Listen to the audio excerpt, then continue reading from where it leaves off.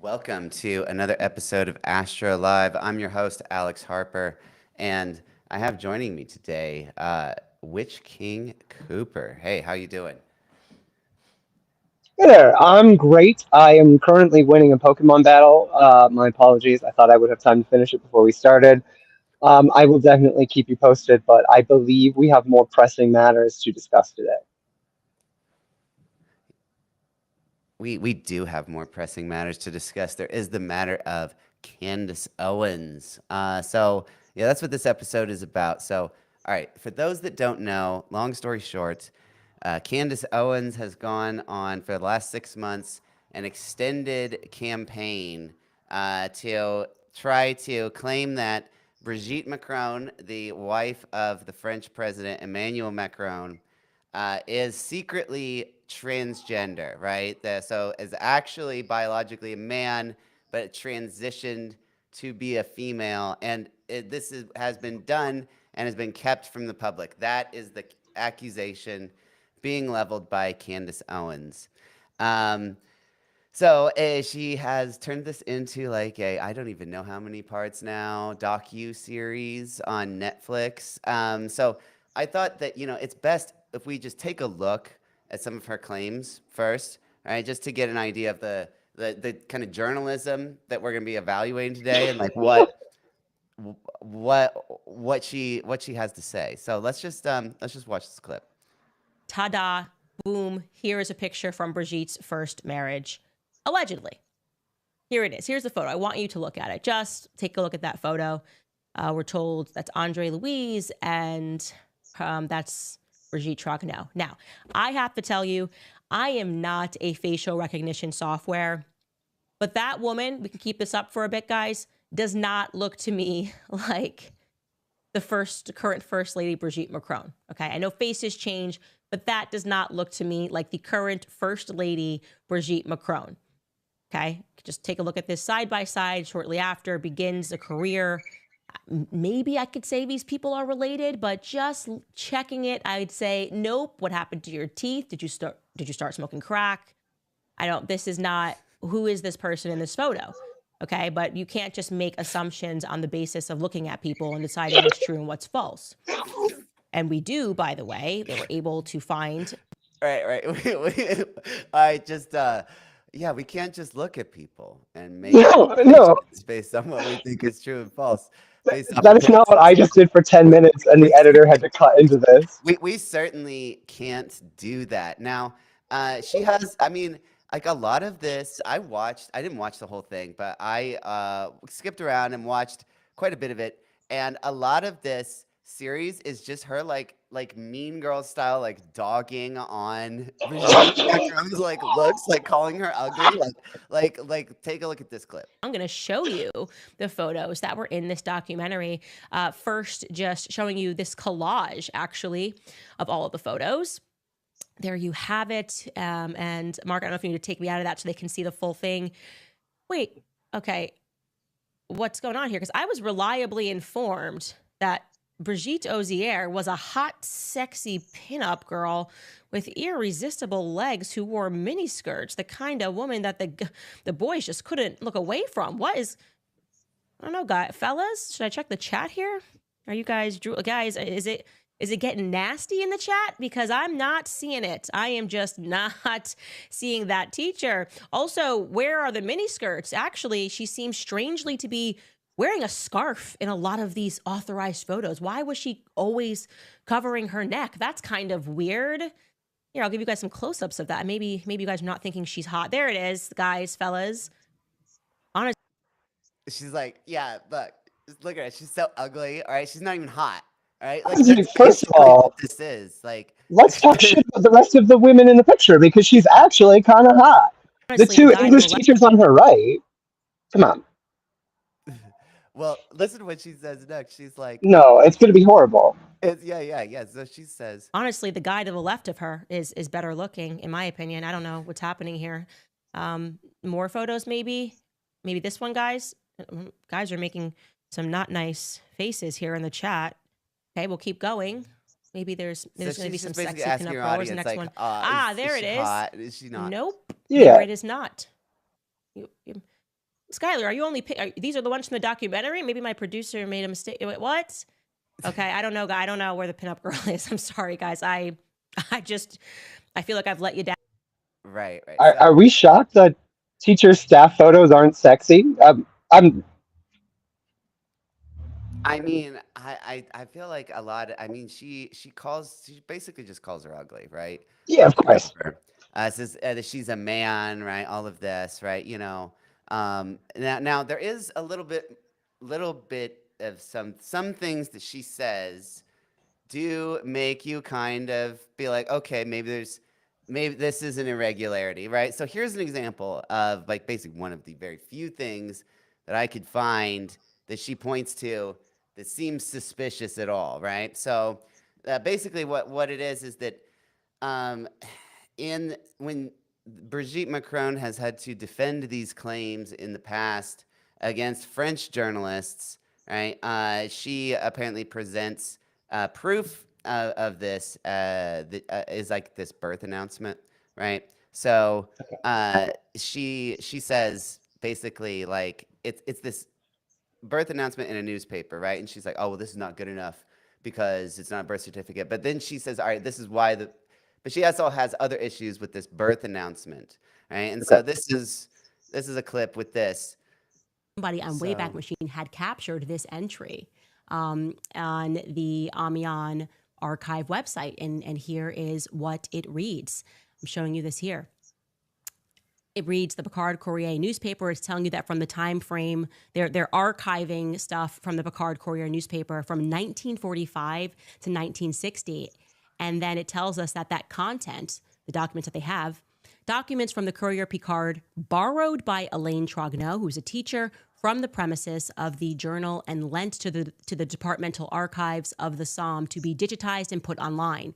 The originals are not kept in the departmental archives of the Somme. So what they're saying here is what we had digitized was given to us by Elaine Trogneau. We don't. right now that's significant because Brigitte Macron's maiden name is Trogneau, and she comes from this Hmm. Trogneau family that is, kind of powerful and It's prominent. the And chocolatier family, right? yes, yes, correct. Have any originals. We digitized it. This teacher gave it to us. Oh, wow. Okay. And the period of time, of course, includes this birth announcement. Like Elaine Trogneau. So basically, the implication here is that, like, all right, well, this digitization of a newspaper birth announcement could easily be a forgery because, her family is the ones involved with the digitization process, right? So I guess a Brigitte Trogneau. sort of Elaine fair point. Trogneau was the person that was in charge of this, and he was the one that provided this document. Now, this Twitter user goes on and says, it will be noted that this document included in the complaint by the Macrons against Candace Owens, which is a digitized press clipping from the Courier Picard dated April 15th, 1953, was likely digitized by the mysterious Elaine Trogneau. Yeah. So I really tried to, adhere to the principle of charity here and try and find the best points that she had. And this seems to really be a lot of it. Really is just seems like grasping, right? Like she like demands to see photos of this woman pregnant, and then when she won't hand them over, it's like, it's proof you're a man, right? You won't give me Mm. photos of you pregnant, right? Which is kind of crazy. So but basically, I don't have a clip for this because when she goes through it, it's so convoluted that you can't, and she stretches it out so much. But essentially, the thrust of her claim appears to be that Brigette's older brother, um, Jean-Michel Trogneau, uh, he he's the one that is actually Brigitte, right? That there was this secret identity swap sometime in the 1980s, right? And that this Jean-Michel mysteriously vanishes from their family and is never heard from again. And then, all of a sudden Brigitte looks different, right? And so basically they say, like, Brigitte goes where I don't know where the real Brigitte supposedly went, according to Candace. Maybe she has a speculation on that. I don't know. But apparently, real Brigitte goes in the 1980s and is replaced by Jean Michel, transgenderized into Brigitte Macron, right? And stealing her identity as well. So uh, that's the substance of her claim. Now she's being sued for this now. So the president and the first lady of France are suing her in court in the United States, and she even had Macron even asked Donald Trump to talk to Candace Owens and try and get her to stop talking about this.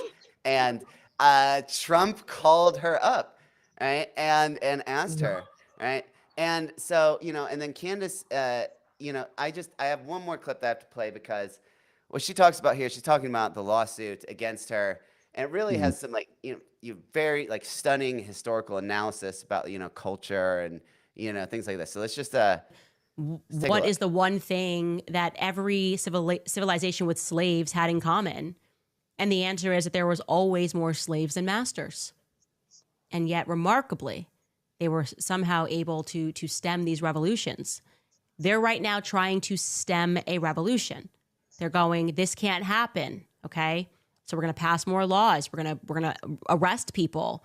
We're going to throw people in prison for wrongthink. We're going to bankrupt Candace. It's symbolic. Why do you do that? Think about even on slave plantations. Why do they do that? If they catch a slave running off the plantation, they bring them back and they make all of the slaves get around and they whip the slave.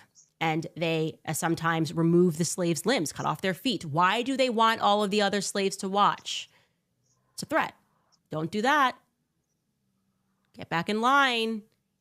You see, we didn't want to have to whip them and kill them, but you guys have to see this so that you know not to do what this person is doing. That is effectively what this lawsuit is against me, okay?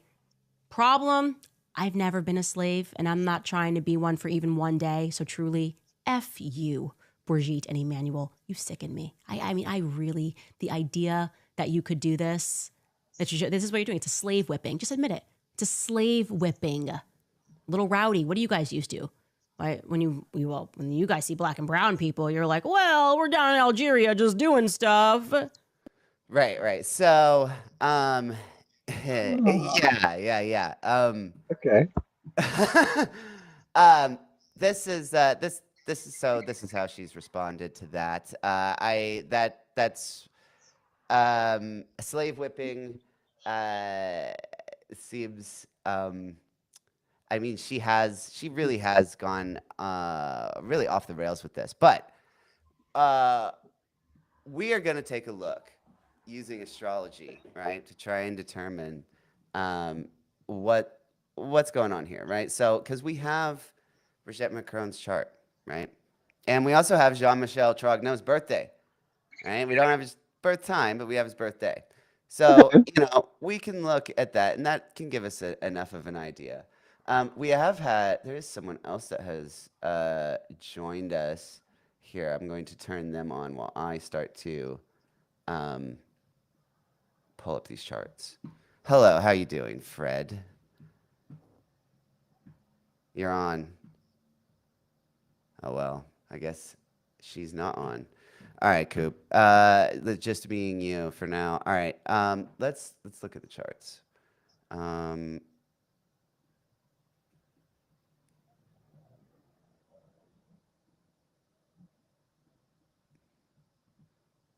oh, that's fun. Okay. All right. All So right. this is Brigette's chart. Let's get it up in the bi-wheel with the transits. Um, okay. All right. So the first thing is all right. She says that basically that Brigitte is not really Brigitte, right? So that means that the events in Brigitte Macron's life after the 1980s shouldn't really line up, right? So Mm-hmm. because it would be another person's birth chart controlling it. Um, Let me make sure we are on. We should be on a different. Sorry, just reconfiguring things. So, I mean, one of the first things we have is the birth of the person's daughter, right? So Right. we can go back, you know, to 1975. So now, is Owens, does she question the legitimacy of these children at all, or they're just like, But she just says that, um, you know, she basically claims that the person that had the kids is not the Brigitte Macron that we sure, know, right? okay, fair enough. But we can see that when she has her first kid. I mean, we can see this is kind of. I mean, immediately when you pull up the chart, you see like in 1975, she's got Jupiter in the same sign as her sun, Venus, and Moon. Saturn squaring all of that. A lot of times, and there's a Venus retrograde in her first house. The nodes are on her angles, right, or in the angular Mm, signs this year, right? So this year, you know, I mean, if nothing else, we can say, this is a major turning point in this person's life. Without going any further than that, right? We can say like, all right, there's a lot of activation happening here. So it's like, the fact that this is a child being born does not surprise me. The next two no. children, they have similar stuff to this. I won't go through it, but basically, the chart does work back in the 1970s. So it's a real chart. We can assume, or it's close enough that it works.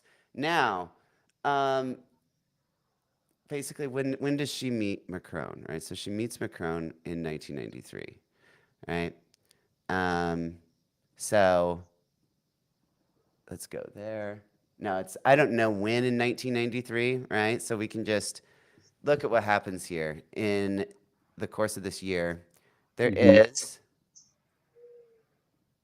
a Venus retrograde in the Yeah. sign of her sun, Venus, and moon. So, and then Jupiter on her Saturn down here, right, which is the seventh sign from the moon, right? Jupiter through the seventh from the moon, while there's a Venus retrograde activating all this. I mean, it sure looks like meeting a lover, right? Wouldn't you say? Mhm. Right? Especially when we're talking about how long, for the audience, they didn't get married until 2007. Um, so they were definitely, I mean, I don't know that they've confirmed when they started their relationship, but like, certainly seems reasonable that if you divorce in 2006 and marry in 2007, you had some connections beforehand. So like some of the malefic aspects, the opposition of Venus to Jupiter that year as well is quite interesting. Where it takes place in her chart. So yeah, I'm not super duper surprised. I also really appreciate that she's just got both luminaries in the eighth house, if I'm reading this right. Yeah, she Um, does. of course she Yeah, does. and Venus, right? I mean, like, if you want to just take a moment and look at her natal chart, right? Because she did meet this Emmanuel Macron in a kind of unusual situation, right? Where he's like a teenager and she's a teacher, right? Mhm. And the thing about Candace Owens is she's like, oh, it has to be. It can't just be that it's like some like pedo French woman, right? Like it has to be that like, oh, she's secretly a man too, right? But I mean, well, I did a thread recently on Twitter about kind of pedo stuff in charts, and I mean, if we're gonna look, right? So it's what you want is you want like Saturn, Mars, and Mercury like affecting Venus, right? And Mm. so we've got like the more especially. I mean, this does not go exactly by how the old texts say, but it's in the eighth. Venus is in the eighth. Sign before is Mercury, sign after is Mars. They are influencing all of this, and Venus is in between the sun and the moon. Super tight opposition to Saturn, second and the eighth. I mean, could be. I mean, we know that she got Yeah. well. I don't know. We don't know exactly The what Neptune happened. opposition is also quite damning. Yeah, Um, yeah, Having the two together that close in Libra, and I think this is Yeah, 53. Okay, so Spica wasn't quite there, but it's not far off. So yeah, I'm not saying this is like confirmed pedophile, but like she certainly gave him some winks. I think she kept his number in the Rolodex, certainly. Right. Remembered him for later. Um, so now let's look at Trogno, right? Let's look at him and Yeah. see what he had going on back in 1993, right? So because this is who I remind you, this is the person that Candace Owens alleges is impersonating Brigitte Macron, right? Pretending to is transitioned and then is now pretending to yeah, to be Brigitte. It has taken her identity. It's actually quite a wild accusation. Now, the he has a retrograde Venus. He has a Venus in Aries too, and so this Venus retrograde in 1993 also affects his Venus, right? Yeah. But what else is going on? I mean, if we have, um, you know, the nodes are in the second and the eighth house. The Jupiter is, ninth from the moon. There's not a lot else other than this Venus retrograde. So maybe he Mhm. could have met somebody, right, this year. But people meet people all the time, right? Like we need to Yeah, look at other examples, right? it's So, pretty far you know, off on that one yeah, as I well. mean, yeah, it is. It is. The retrograde is closer to Brigitte's than it is uh, this person's Venus. But um, now we can look at another date. So going to Brigitte again. Let's see. Another important date would be when her husband got elected, right? Or they no, when they got married. Let's look at when they got married first. Let's go chronologically, right? So they get married Yeah. in 2007, right? So it's Yep. October. This is the one we have the exact date for. So Hmm. they get married on October 20th, 2007. All right.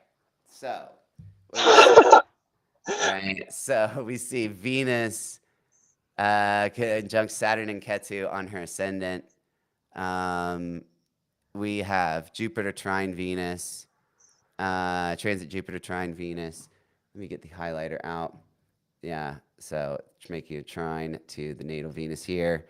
Um, there's also the fact that, um, yeah, I don't know. It looks like, The midheaven being so close to her natal sun is interesting as well when we're talking about a marriage. oh yeah, Um, and it looks like and obviously the time would affect this, but affect that. Yeah, I'm not sure yeah. what time they got married, Yeah, but I don't think it really matters because there's just enough here that I certainly would believe that the person who was born on this person's birthday. yeah. Okay. I mean, the sun is opposing all of this Aries stellium here, as well. So the sun's Yeah. triggering it as a short period, right? So, you know, all right, I could believe someone got married with these transits for sure, right? Now, I was gonna say, do obviously, we want there's to go other back a layers year? that you could look at. You could look at dashas, you could look at time lords and all this stuff, but uh, that we're just doing a kind of quick and dirty for the audience. I'm sorry to cut you off. What did you say? No, I was gonna say go to January 2006. That was her divorce. Ah, okay. Yeah, we'll check that And next. I But think there is the actual date. Hold on, I'll grab yeah, it. yeah, go look that up. So for Jean-Michel Trogneux, looking at his chart for October 20th, okay, he's got Mars conjunct Saturn as a transit on this day. Uh, Okay. this whole Saturn Venus node situation is not really doing anything in his chart, not really aspecting anything or doing anything like that.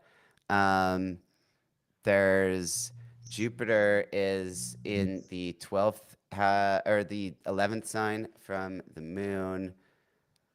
Not really. I don't know if that speaks to getting married necessarily. Yeah, there's not really a lot going on. All of this is eighth sign from the moon, so it's like it's not a lot going on with Michelle Trognon. I don't think someone would get married with this little activation in their chart, right? There's not really much happening, right? So No. yeah, um, The moon transit is interesting. Like he might genuinely like his brother-in-law. Um, but I like there's nothing else here that speaks to me of like I even really gave a fuck about that day. There's a little bit, I guess, but yeah, certainly not anything where I would be like, "This is my wedding day." yeah, I know, right? Um, so you wanted to look at when she got divorced, Yeah, and I couldn't find the exact date. January Uh, 2006, I believe. So, yeah, um, it's, uh,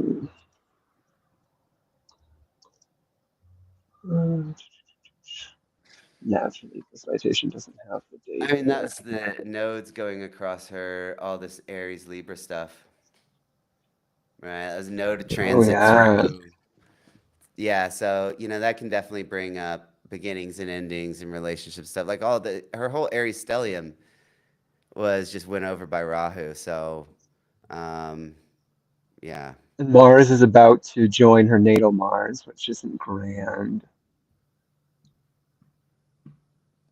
What else do we got? Yeah, I mean, this it looks like someone who was very ready to leave that marriage. I don't like. It doesn't Yeah, look like she's it's super a long bummed time about coming. it. Yeah, yeah, I would long love to time see coming. his chart, but I definitely, yeah, the like you talked about the nodal transit is very on brand for an eighth house nodal transit. Yeah. Yeah, Okay. Well, Candace, I'm needing more evidence here because the stars are not backing this case. I know. I know. So far, there's not a lot going in favor of the other chart. So, let's try another date. Surely, we'll see the effect of the election in Brigitte's chart, right? So, let's go look at that. Because Brigitte's husband getting elected was significant. Um, he actually created the office of the First Lady. This did not exist in France before Emmanuel Macron created it. So there was a whole scandal about that being like nepotism and stuff like that. Well, he It's had to like, create it. Sorry. all right, okay. Fred has finally fixed her I'm in. audio. I'm in. Listen, he had to create that office to manage the scandal when they finally got married because what is fact is that she groomed him when he was Hmm. 14 and then later divorced her husband, and got with him when he was of age. But do we really believe that they were not engaging in intimacy, acts of intimacy when he was 14, 15, 16, 17? I think that's why they had to create the office of the first lady to manage the scandal, and that scandal is still being managed today. They spent a whole his first term managing it. Yeah, and this has continued to be, like you're talking about, a crippling problem. So, which we should see here, right? Um, so, So yeah, so this is the transits for the first round of elections. Now, I want to go back in time because we see that just before these elections, we have a Venus retrograde in Aries, which is a repeat of the same Venus retrograde that Brigitte Macron met Emmanuel Macron for the first mm, time in 1993, right? So same sign, Venus is retrograding then, activating her chart. It's retrograding again now, right before the election, right? This is in the weeks leading up to it. And also Jupiter's on her Saturn, right? So again, we see Jupiter, Saturn. That's very common to have Jupiter, Saturn transits be major life changes. Also, Jupiter seventh from the moon again. So it's same Venus retrograde and same Jupiter sign placement as the time that she met Emmanuel Macron in 1993. Right? So I don't know. I feel like all of that put together, it's like, okay, well, it seems to be the same person. That the chart is being activated in very close in time to events in this person's life, right? In similar ways, right? And so, Hmm.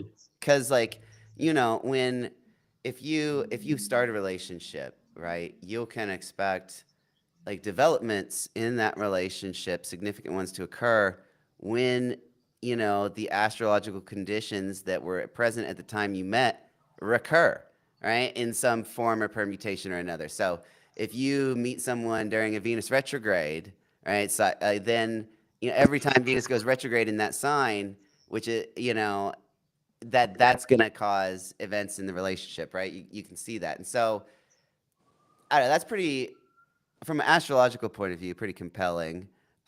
That this chart is real and that this person is real and that she actually is a woman. Um, but yeah, I don't know. She also gets Saturn is trine all of this stuff, right? All this Aries Hmm. stuff is getting a trine from Saturn. Jupiter opposite all of it. Venus retrograding on it. Uh, the nodes are on her angles, right? It's just like a lot of transits, a lot of activation, right? So multiple things are going on here. Now, if we go and look at Jean-Michel Trogneux, uh, he really doesn't have a lot going on around this date, right? He It's not really happening for him. So go back to 2017. If I can just type the date. What is that? What are those sirens in the background? Sorry, That's the National that's Guard. me. It sounds like something awful is happening. I really thought Yeah. outside would be a great It's idea. Trump's National Guard is in Indiana. Oh my God, Candace Invading sent them Indiana. after me. I'm too identifiable. Martial law. Uh Yeah. oh. All right. Thank you for muting that. You can come back when the When the yeah, when National that Guard has has left the passed. premises. All right, so I'm still here. here he is. All right, so so remember this guy also has a retrograde Venus, so the Venus retrograde is activating his Venus. But is there anything else going on in his chart the way there's other things going on? Um, I mean, so Jupiter is in the ninth sign from the moon. Right, she just started Jupiter return. This guy. I don't know. The person is in Sade Sati with Saturn 12th from or in the 11th from the moon. It's about to go into 12th, so it's like, I mean, I guess could be a time when they get an important achievement, right? But uh there's not the eclipses aren't really happening on her angles this year or on this person's angles this year. The eclipses are in Virgo and Pisces. This person doesn't have any planets. Virgo and Pisces, whereas Brigitte has her angles in Virgo and Pisces. Um, not as much going on um, with this person. Also, this person's having this weird Pluto South Node transit around this time. Not sure what that does, if anything, but yeah, I don't see it, right? It pops out immediately when we look at Brigitte, but when we look Hmm. at Jean-Michel, it just doesn't seem like his chart is doing much on these activations, right? Alex, you So should show the charts of each of the birth of her children, like the years for the births I of her did children. that before. Oh, you did that. Okay. I did one. I did one of Okay. those. But yeah, the birth of her children definitely happened. Though she's getting transits in all three of those years that the kids were born that are associated with childbirth. Right. So, you know, um, so basically, I mean, that's what I looked at. I mean, I have other dates if we want to look at other dates. Is there any other? I mean, we could also look at the synastry between these two, right? If we want to take a quick look at that. Um, Yeah, that would be you good. know, so because we can look at Brigitte and Emmanuel Macron, and then Jean Michel and Emmanuel Macron, and see And which pair is more likely to be lovers, right? I Okay. just want to say one thing. I don't want to like cut down Candace Owens any more than she's likely to be cut down after they rule in favor of the Macrons. But listen, someone had to run the chocolate shop, and it wasn't her. So like, I just like there's real holes in the story before you go even further. Like Jean Michel ran the chocolate shop, like that. Like someone ran the confectionery. Yeah. It's also interesting that the election does have his ascendant falling under the horizon. So him being overshadowed by his sister. Presumably, this is certainly if we look at the siblings' relationship, and there's something there too. That turning point of which sibling's more influential, right? If he's running the chocolate factory, he's also probably controlling the purse strings. Although it sounds like she, from my wiki read of her life, wasn't struggling at any point either. So No, she Okay. was married to a wealthy man who was a banker, and then she decided to go back to work. I mean, this is like the kind of backstory to Brigitte Macron, if you're like following, kind of the conventional story as has been kind of fed to the public from the office of the first lady. She like grew up in like Amiens in a very like upper middle class household and was, the child of a family of confectioners, a large confectioner like chain of confection shops. And then she married, she went to like a Catholic college and then married a banker and then had 3 children and then decided to go back to school No, to then teach. she secretly went to Cuba or Argentina and assumed a different lifestyle, probably as a Nazi. And she was replaced by her brother, No. who transitioned. Jean Michel transitioned and then took up Brigitte's identity so that he could be a pedo with less suspicion because he was a woman. Yes. And also So then that's what ultimately happened. married Emmanuel That's Macron. definitely what happened. What? And then ended up like grooming Emmanuel Macron as a pedo after, undergoing the surgery and Yeah. then married Well, we Macron don't know. after. We don't know. I mean, Yeah, we I don't don't know if know. Candace has analyzed the pantsuit situation with Brigitte and looked for like a bulge or anything. I mean, I would love if she had. That clip would be the gold, but I haven't scarves I seen just that. hiding her I just Adam's want it to be apple. known that I actually did watch all or listen and watch all 8 parts of Candace Owens' Wow. You Transvestigation. did. Yeah. I'm sure you did. Your dedication is unmatched. Yeah. Now, let's Astro Pop quiz time. Okay, everyone in the chat, like we've got the uh Sinistry charts. On the left here is Brigitte Macron lined up with Emmanuel Macron. On the right is Jean-Michel Trogneau lined up with Emmanuel Macron. So, uh, who is more likely to be Emmanuel's lover? Right? Oh What do we God. think? This is cool. Oh, I have so many upsetting observations already. Well, the, So, I mean, there's for the argument for um, Jean-Michel, Emmanuel Macron, we've got the South Node Venus conjunction.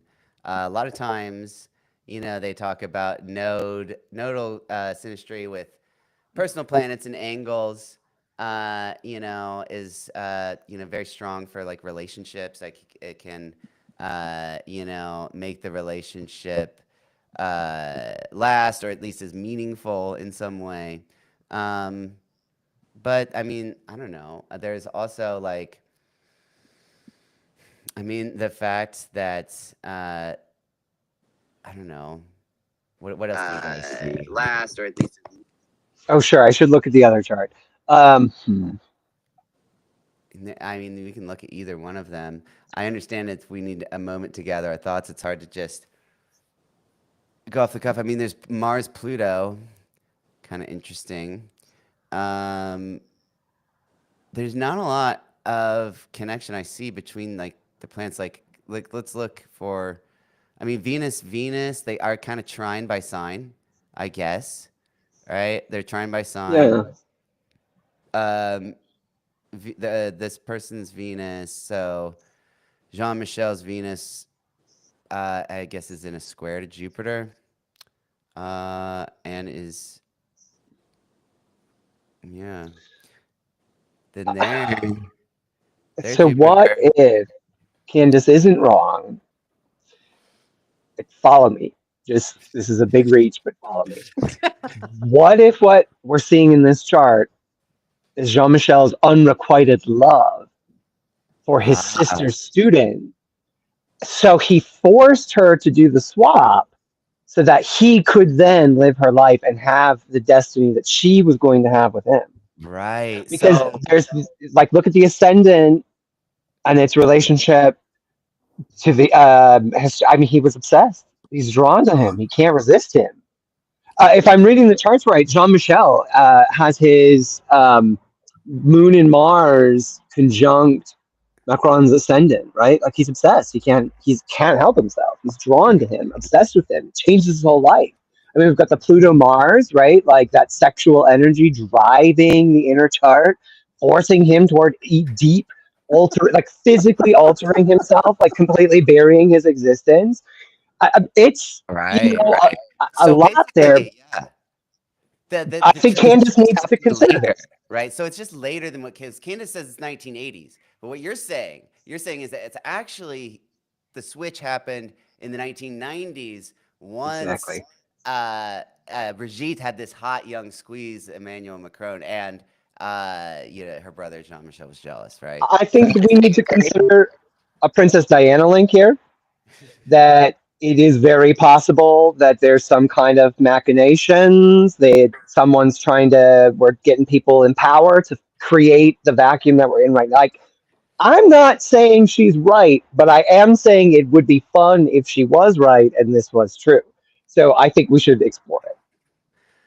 right. Now, I mean, we also need to look at the other chart, right? So we Hmm. need to look Yeah, and see what the indications are here, but also there's mutual Jupiter, or well, no, yeah, mutual Jupiter Venus squares, right? So that that maybe or maybe they're this Jean Michel and Brigitte are also, in addition to being transgender pedophiles, also incestuous, and they all have sex together, right? That would be I something, I'm also open to that interpretation, that she's not actually transgender, she's a beard. right? I'm 100% open to that idea. I That don't, it's not in the chart, but I like the yeah, possibility. it could be true. All right, now, Mhm. okay, so but look over here, Brigitte and Emmanuel Macron now.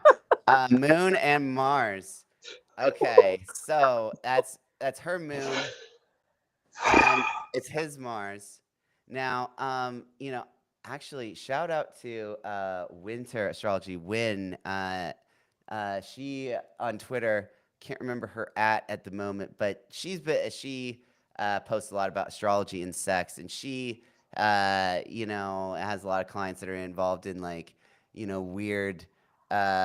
She says Moon Mars synastry is like BDSM type relationships, or relationships that are a little Sure. bit racy, right? Domination, submission, and I mean, there is a big age gap between these two, I mean, right? It's also in his it's ninth. not an age gap. She was 39 and he was 14. That's pedophilia. I mean, that's Yeah, statutory right. rape. I have to like say this again. It's statutory rape. So And Just assuming like, they started a relationship then. Like, I don't know. Is that the, because I don't know. yeah, I we don't don't know know. if We don't that's know. We the, don't know okay. if like we don't know But if they either way, consummated. it is Yeah. not, I'm just firmly of the I'm not opinion, and making this any is like a me unfounded thing. allegations here, right? We can't Right, just right, right. It's about look the at things allegation. as Candace always says, you can't just look at appearances and make wild judgments, right? No. No. Um, so yeah, And let's she's we a should pressing listen to the mediator. wisdom of Candace Owens and not Yeah. jump to conclusions and not make wild assumptions based on spurious evidence. All right, so let's get back to analyzing their astrology to determine which ones are lovers. Yes, yes, Uh, please. all right, so I noticed that the Venus South Node thing. South Node's also involved in the synastry with this chart. Um, and Mars is South Node. So yeah, then there's Saturn on the ascendant. I mean, she is older, right? I don't know. I mean, the what do you guys think? I mean, I think she groomed him. I don't think that she had a sex change. I think she, like I think she groomed him. And I think that they probably definitely like engaged in, you know, again, I don't know for a fact, but well, I that's not the question, Winnie. We okay. all know that she banged him when he was a kid. Right? That's not an issue here. The issue is Brigitte secretly a man, right? That's what we're talking about. No. Everyone agrees she banged him, right? She was not a man. She was born a biological woman and will die a biological woman. That's my N- belief as someone who Obviously, we all know that. We're not stupid. All right. Now,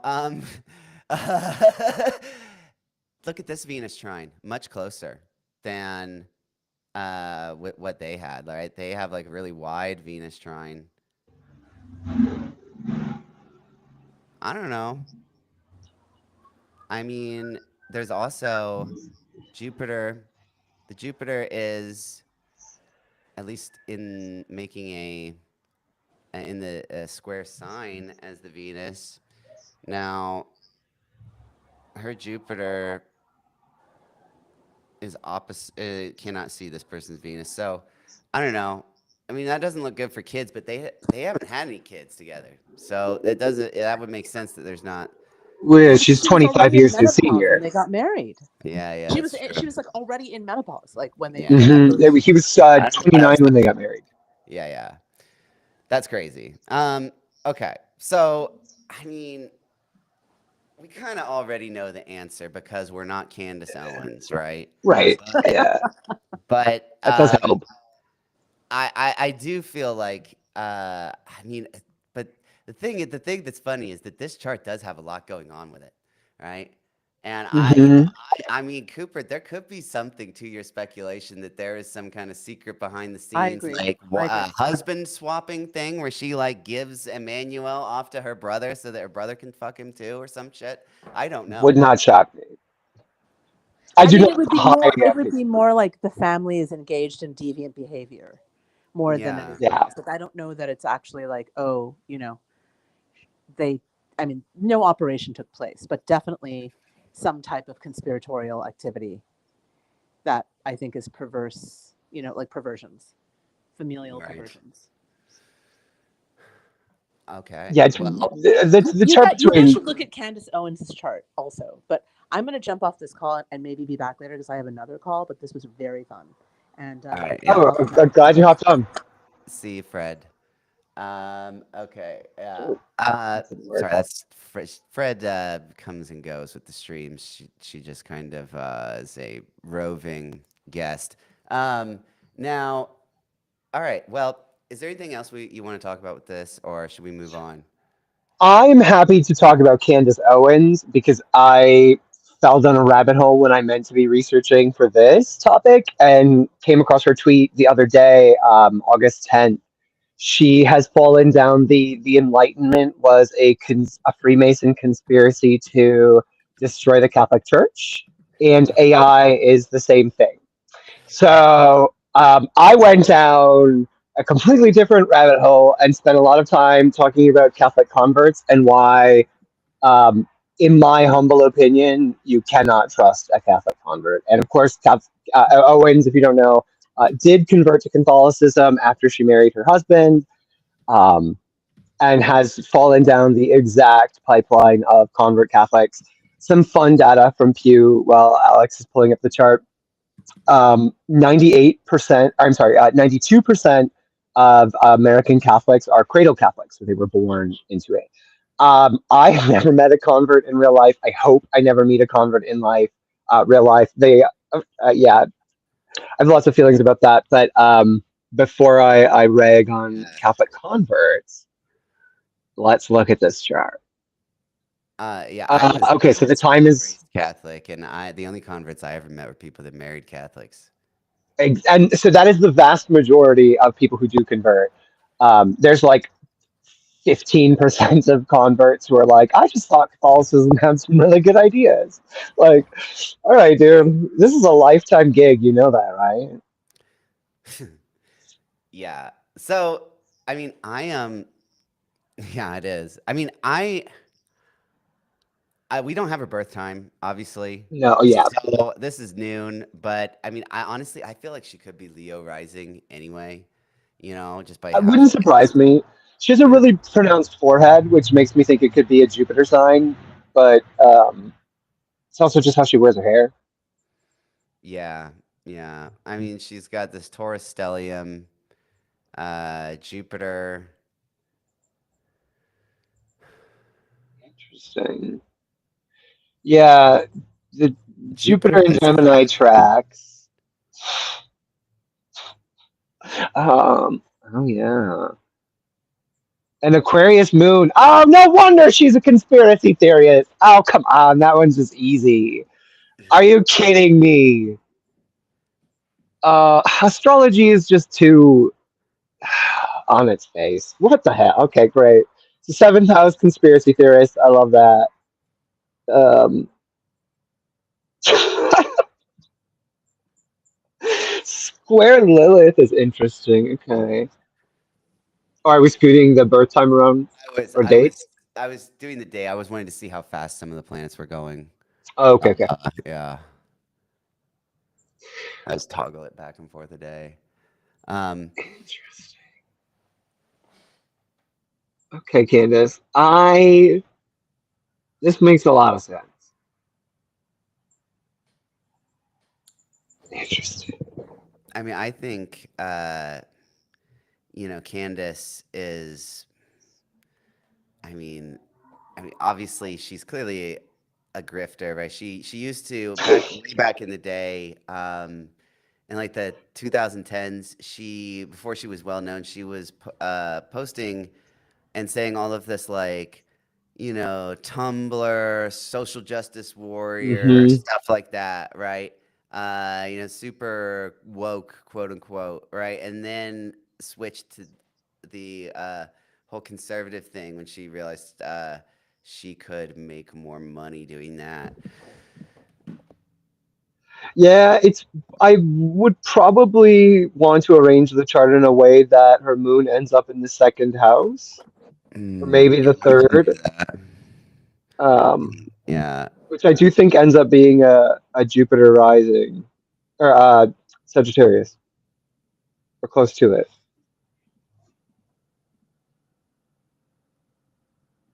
Yeah, Sagittarius Yeah, rising. But depending on that's how the you wanna. previous day, though. I Oh, don't so it know. couldn't Do we be. get the moon in the second house? Do we get it? No, no, we don't get it. Oh, interesting. Okay, The so moon's where is not she in the grifting second house from? on that day. Yeah, the moon is not in the second house on Interesting. that day. I guess maybe it could be baby if she was born like right at midnight. Like, Yeah, maybe, but because then if this is second whole sign house, right? So then uh-huh. let me change this to a whole sign so that we can.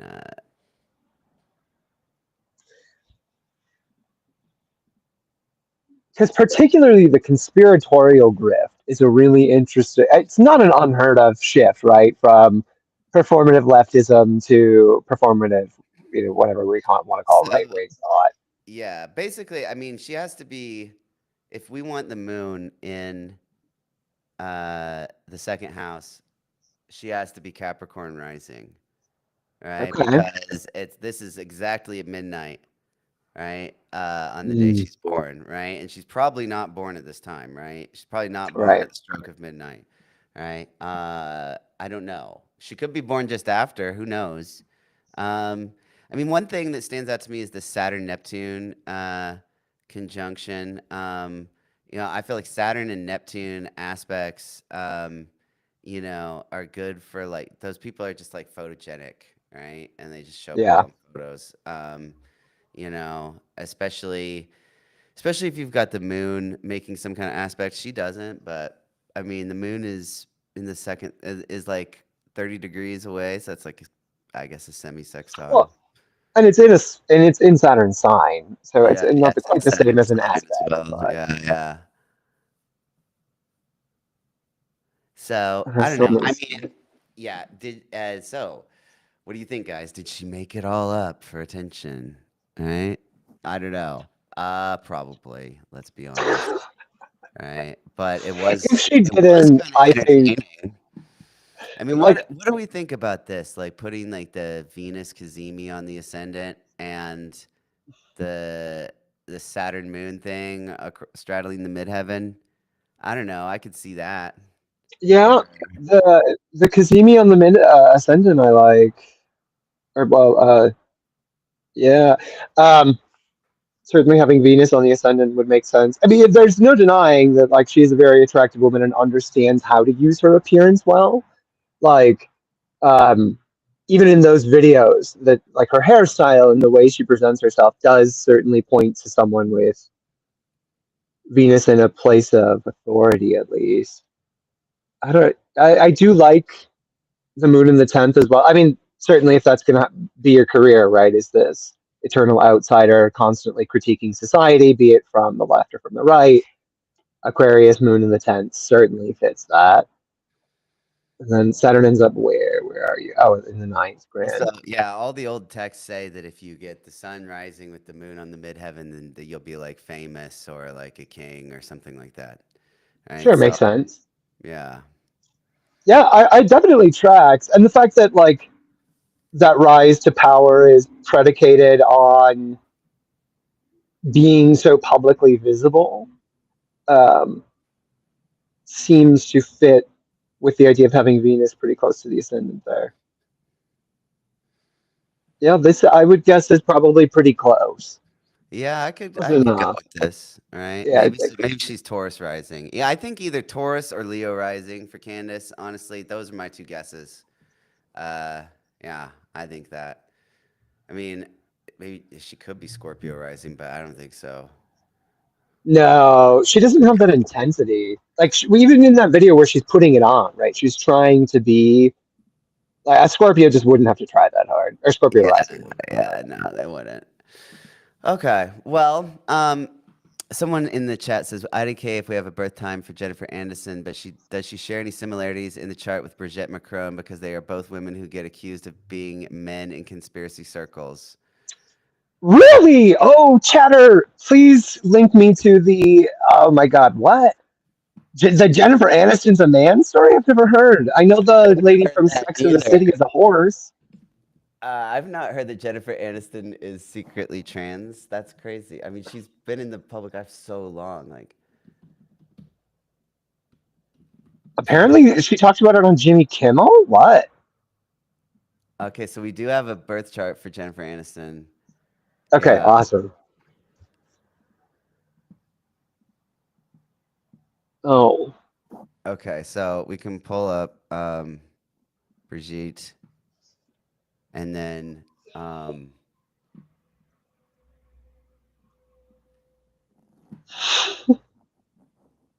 so it's easier because oh Soul yeah. doesn't want to run two copies of the same.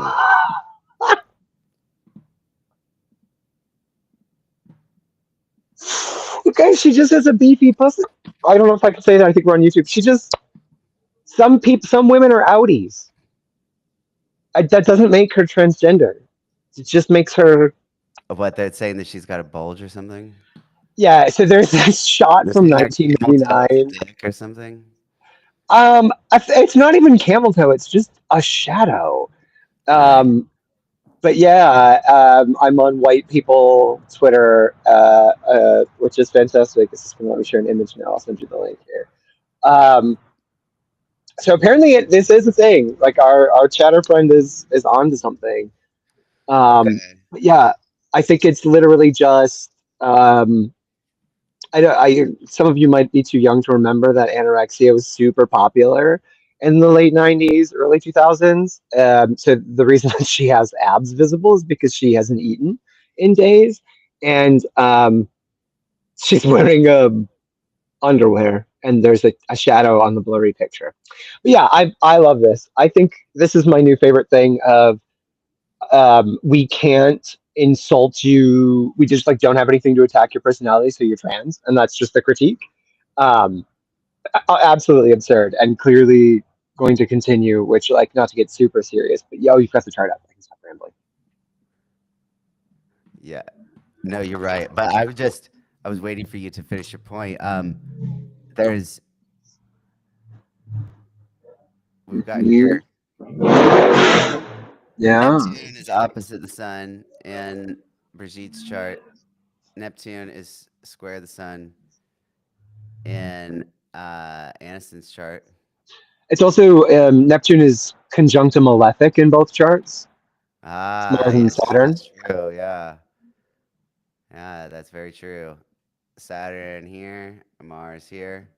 So yeah, Neptune making hard aspect to the sun in both charts, and Neptune is also conjunct to malefic in both charts. So it's like, full, like harsh rumors, right? Yeah, Lies, like because if Neptune's illusion and media, right, then it's like bad press, right? That's what you would say because. I like to look sure. at Neptune for, it's like photography and media, press, things like that. So, Neptune here. That's good. I mean, that's funny. That's a good suggestion. Um, let's see if there's any other similarities. I mean, they both have tight Saturn Moon aspects. Right, so this is a 2-degree trine between Saturn and the Moon here, and then Saturn is like 5 degrees away from opposing the Moon here. Mm. Um, so Moon is making contact with Saturn in both charts. I don't know if there's any other similarities. Um, Looks like I think. Mercury is in a. I can't tell if it's actually in a meaningful aspect to anything, though. It doesn't look like it. No, not Let me see really. this highlighting. I'll Hmm. make this Very better. interesting. I'm gonna disappear for 2 seconds. I'll be right. Yeah, you're fine. Okay, guys. Anyone else out there in the chat? How you guys doing?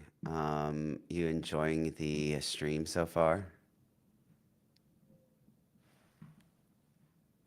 Um, while Cooper is going, I just thought I would mention about Brigitte Macron. Hold on, let me take this off. So, Brigitte Macron, I don't know. Bottom line, I think Candace is kind of full of shit, obviously. And yeah, I don't know what else to say. I mean, she does have an interesting chart. I mean, the fact that Sun, Moon, and Venus are all in the eighth house, and it's all being opposed by Saturn, right? And then we've got Mars here conjunct Jupiter. Mars is like a corrupting influence and moral. Jupiter is morals. Like we were saying earlier, I mean, I don't know. It's not. It doesn't look like. It doesn't look like a normal person's chart. That's for sure. No, there's like she definitely groomed him. Like 10 out of 10. This is not like someone I would want to spend a lot of time with. Because as much as I am like a defender of the eighth house and do try, there's nothing about that eighth house that can be defended. Like not a damn.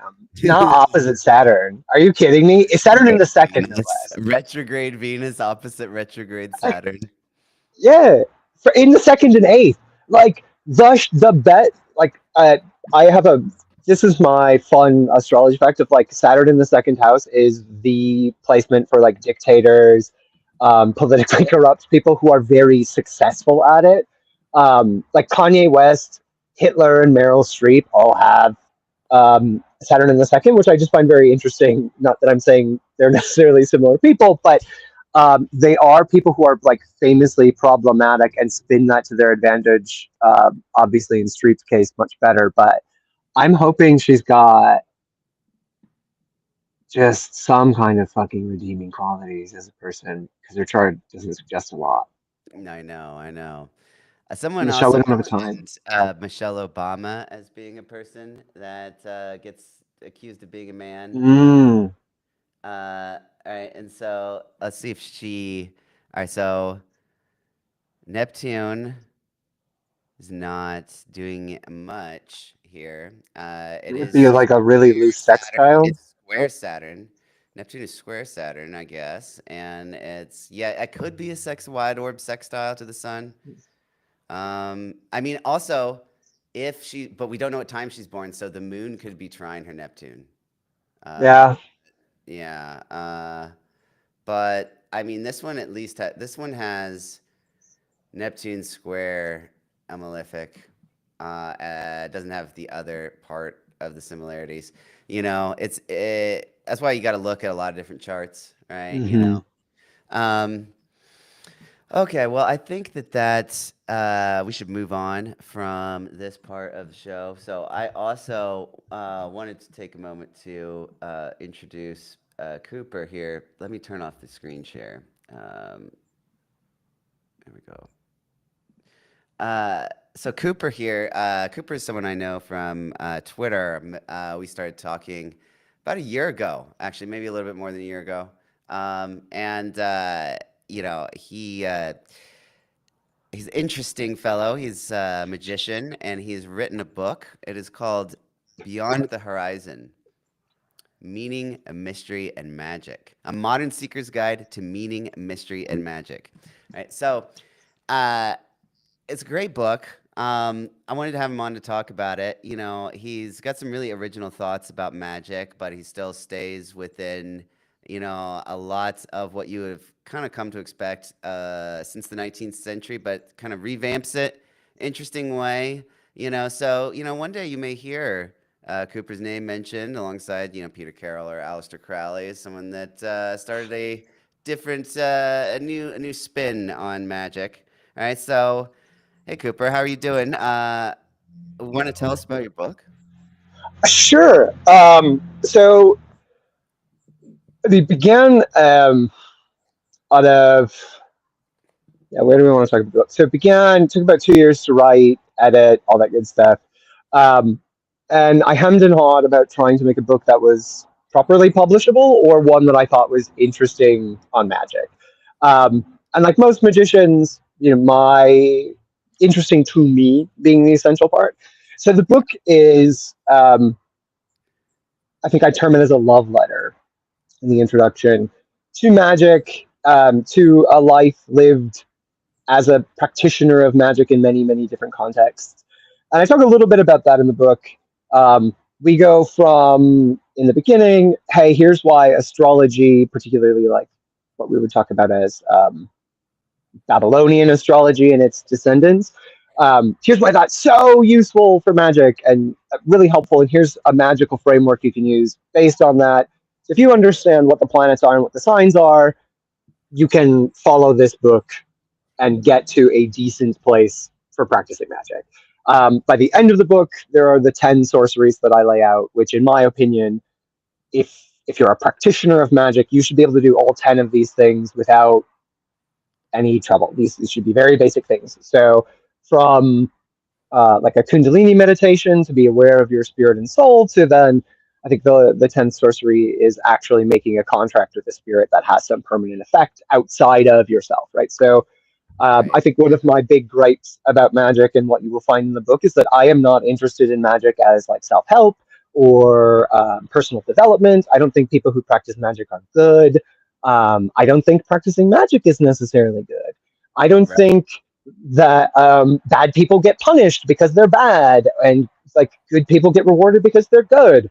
I certainly do believe in good and evil and talk about kind of what those words mean to me in the esoteric way I'm using them. But I think the book is ultimately written for like that modern seeker. I think it is my audience on Twitter and in life, and my friends tend to be nerdy academics, people out of place, usually for good reasons, but you know, but also deeply disenchanted, very bitter. I think there's a lot of sadness, and millennials as a generation, we really celebrated that like I'm so much more hurt and angry and upset, and I hate everything, and I'm more offended than you, which makes me more valid than you. And we're working on that as a generation as we're getting older, and I'm working on that as a person. And this book was very much my answer to that. Of like, no, actually, things can be better, and I don't think you should pursue an absolute good, but I think you should pursue better, and magic is a means of doing that. Yeah, I agree. Magic is a means of improving things, right? Like it can kind of push things over the edge, right? Like, Mm, um, because like the way I look at magic is like the more like effort and energy that you put into it, like the bigger the result, right? And so, like you like on a very basic level, so there's other ways around that, but like one of the reasons why you make offerings to some deity or you even do a ritual at all is to expend that energy, right? And to make those thought forms, push them out there into the world, push your will out into the world. And like it's just like a lot of the stuff we do with magic is just like it's means to like kind of help reify our mental concepts so we can like so if we're trying to do something, we're trying to get an edge, then you tap the magic into something you're already putting a lot of effort into in your life,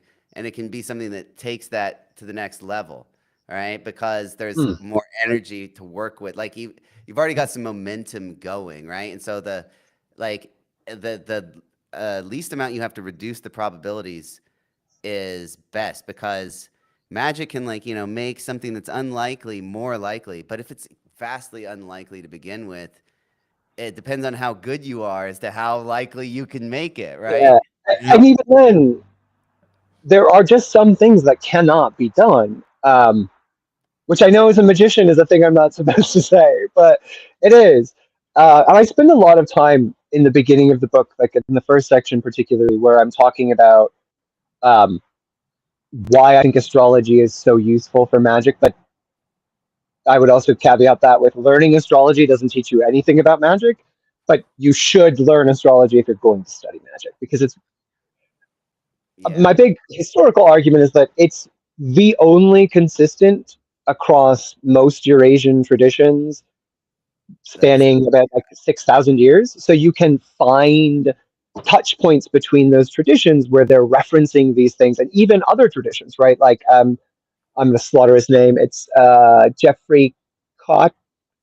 I think, I Kotick. don't know how to say it. Maybe. Kotick. Um, Yeah, it's a he's an very astrologer. Russian-y looking name or Polish, maybe. Yeah, He I think seems it's very Jeffrey nice. Kotick is who you're talking about. He's an astrologer, a contemporary Yeah, astrologer. and he does. Jeffrey Kotick. Um, He does good work. Yeah, shout out to Jeff Kotick. and his a lot of his work right now has been about Sinosphere interpretations and engagement with Babylonian zodiacs. So, like, obviously, the Chinese, the Sinosphere, blah blah blah, has its own astrology system, but it also engaged with Western systems, particularly through the Islamic populations that settled there. And so, it's really interesting to see like they're drawing on Islamic astrology, and like so you're watching. You have to I'm going to hugely nerd out, but the benefit of studying multiple traditions of astrology is that you get access to all of these other magical traditions that are, even if critiquing it and saying this is stupid and wrong, and here's why, because you have some fundamental grasp of the discourse that they're engaged in, you can much more quickly go through their works and get what you need to actually use magic. I'm certainly I would say like postmodern magician. I think chaos magic's great. I do a lot of big ritual work, but I don't think it's the end all be all. I certainly think you should play across traditions. I like the concept of syncretic magics. I think that might just come from like my Catholic ecumenical upbringing of like there is some deeper truth that we will all discover if we continue on the great work. So Right. continue on the great work. Like Yeah. I think that's the other big thesis in the book, and a thing that I've gotten some feedback that people really like is I don't pretend that I think I'm absolutely correct. I don't doubt myself. I don't have a lot of like, in my role as like a researcher, I do need a healthy skepticism. I do need to challenge my hypothesis. Yeah, I don't bother with magic. But I also don't care about proving that I'm right to anyone. And I think that kind of freedom is really important. And when we talk about like the last, I don't know, century of magical development, the breaking away from the only meaningful authority in magic is tradition, be it a religious tradition or an order or however you're coming across it, like maybe through a family, right? If we're talking about like ancestral Mhm. traditions, but we've really moved away from like, no, you as an individual can cultivate this. The left hand path kind of takes it, Yeah, you if know, Temple Joseph of Smith Set. can do it, why can't you? Yeah, but as a descendant of fun little Mormons, goddamn right. Um, which is a fun sidebar that I also talk about in the book. Is like I am not the mystic in my family. I'm not the first person to think that they're a prophet in my family.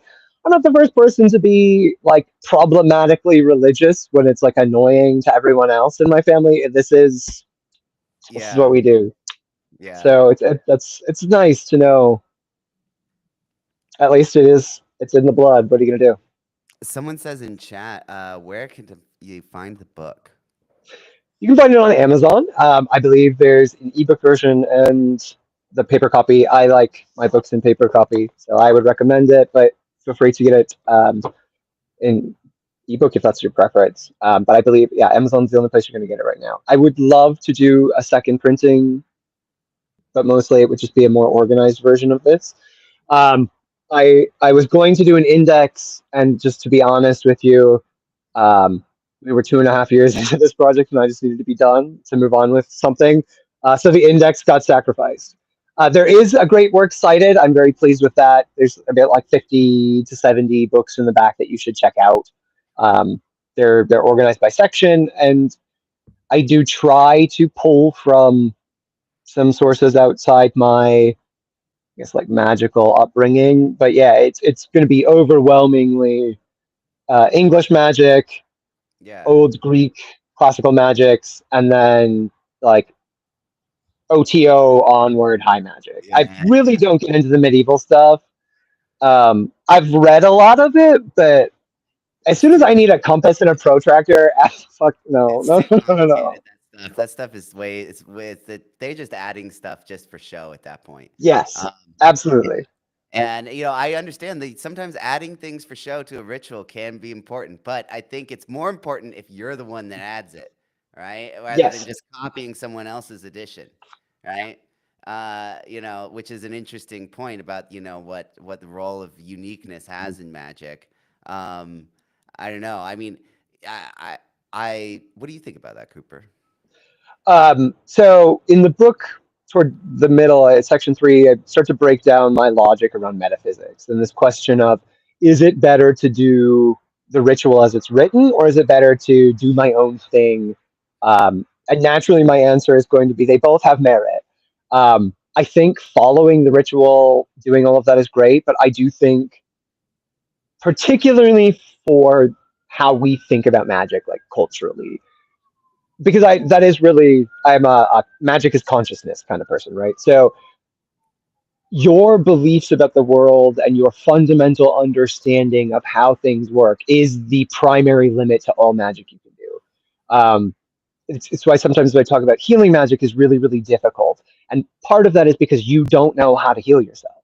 So, and you can't imagine that taking place. And so you have to have some degree of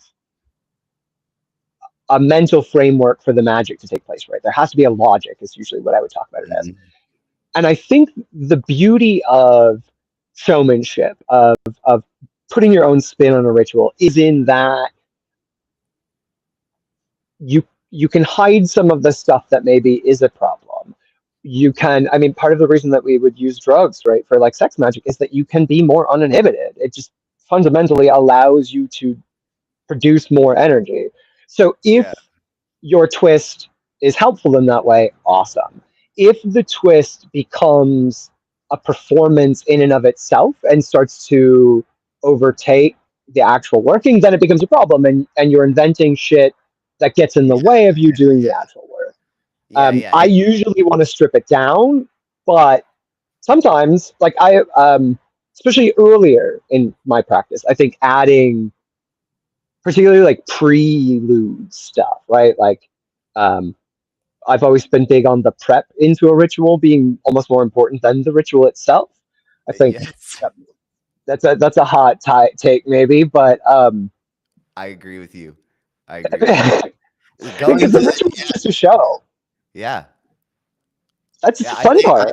I think you said to me once that going to Home Depot and buying all the shit to do it is as much the ritual as actually burning the thing, right? And Yeah, doing the fire absolutely. sacrifice, right?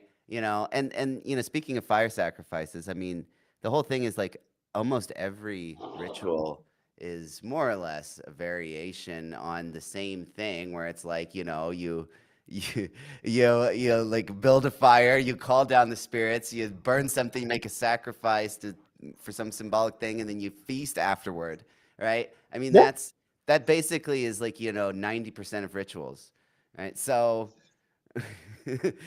yeah, I don't know, it really if is. they're all variations on each other, why can't you make your own variation?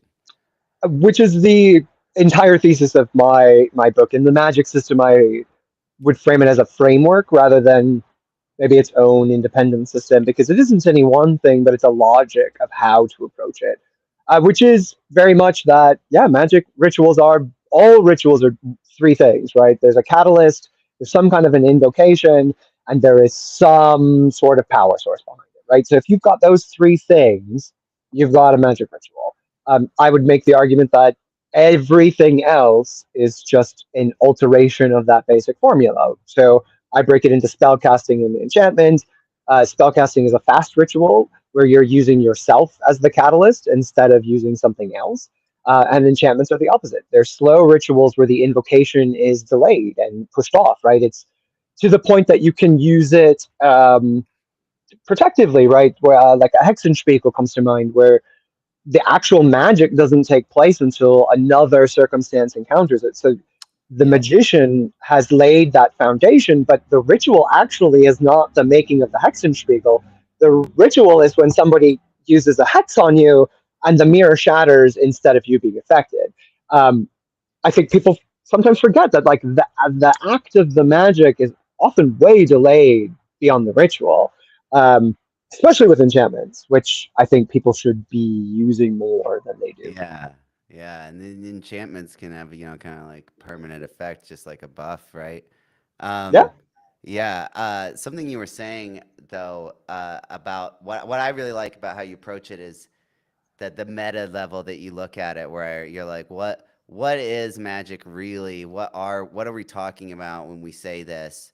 Um, is there some way to describe it that is not that goes that where we can piece all of this together and look at things across traditions and even make our own magic, right? And Mm, so I like it. I feel like I felt an affinity for what you were saying when I came across you because I have come to a similar conclusion on my own through my own journey and stuff. And you and I actually have like similar roots with the Rosicrucian stuff being some of our first exposure to the mm, occult. But I wanted to ask your opinion about this. So the way when I was kind of initiated and taught is, my teacher first, before I would invoke any kind of spirits or anything like that, we would make spells and enchantments and stuff just using only your own will, right? mm. And doing that over and over and over again, right? And kind of like he said, it's like you're just like doing reps with like the bar like really high, right? Like it's like you're Yeah. putting like all the weight on the thing and then doing reps over and over. He's like, that's what it is. And he's like, if you do this for a few years before you start invoking any spirits, then it'll go way easier for you when you finally start having to wrestle with the spirit world. And I felt like that was helpful for me. Like I felt like I mean, I've gotten myself into some scrapes as well, but I feel like it It did prepare happens. me. What do you think about that advice? Do you think that's good advice? I do. I think, generally speaking, I would agree with it. That's the approach that I take in the book as well. You're not going to deal with spirits. So there are the 10 sorceries. I think I have you play with elementals first, and then the last sorcery is an invocation of a household spirit, which, like, to me is barely a spirit. Like, I'm with like them. They're like it's cutesies. yeah, it's fantastic. And you should do this. Grand. They're very helpful. They will help you find magical sources on your properties. They're great. But that's just all. That's all they are. Just household spirits. And even that takes 10 sorceries to build up to the point where I'm like, okay, you can conjure a thing that has a vested interest in you also benefiting. That like benefits from you having more money and more resources and a better, safer life. Like yes, because you're going to spend that in the home, and which will benefit the spirit. So they are likely to help you. Um, so my early experiences with magic were mostly led by my parish priest, and so he obviously was like, "No, we don't talk to spirits. We pray to God, and we pray to the saints, and then you should not pray to spirits. And if you do hear those kinds of spirits, that is here's how you combat them." And so like I was going and like, okay, so which saint am I supposed to be praying to? Like, what? How do we do this? So that was a lot of that early magic for me, which is different than if you're doing it with like a structured magician who's properly. You're actually using your soul. The fun thing about religious magics is that you kind of, in my worldview anyway, you're both.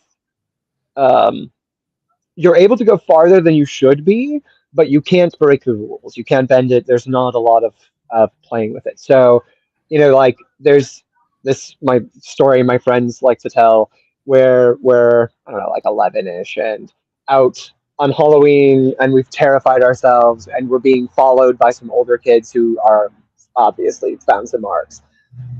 I immediately fall to my knees, whip out the rosary and start praying to the saints. Like that was just very much like, yes, this is what, and the way it was explained to me by my priest was there are two different ways of praying to the saints. There's one where we invoke the saints, and then there's another where we evoke the saints.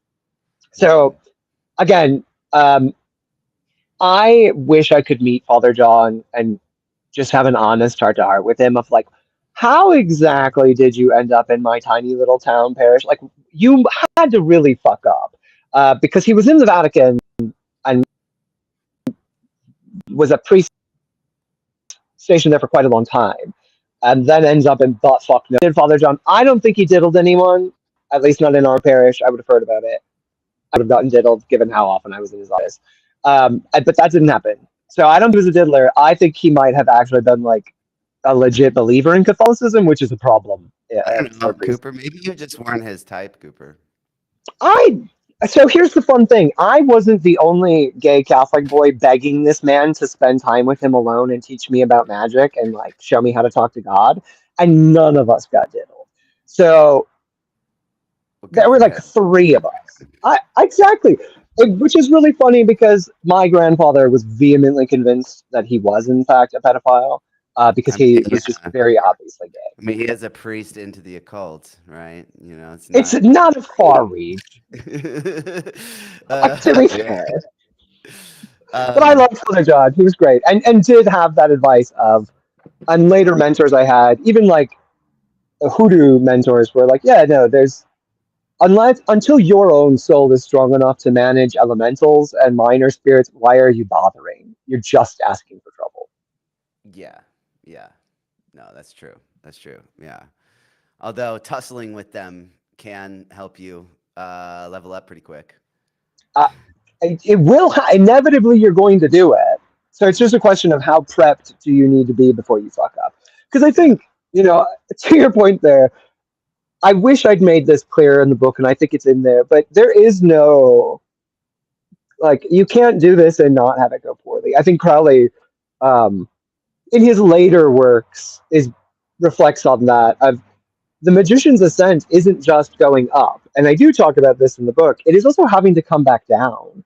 Um, you reach this pinnacle of magic, and you touch something outside of the natural world, and it causes changes in the natural world, and then you have to walk back from that and go Mhm. back to being what you actually are, which is electrified goo inside a monkey shell.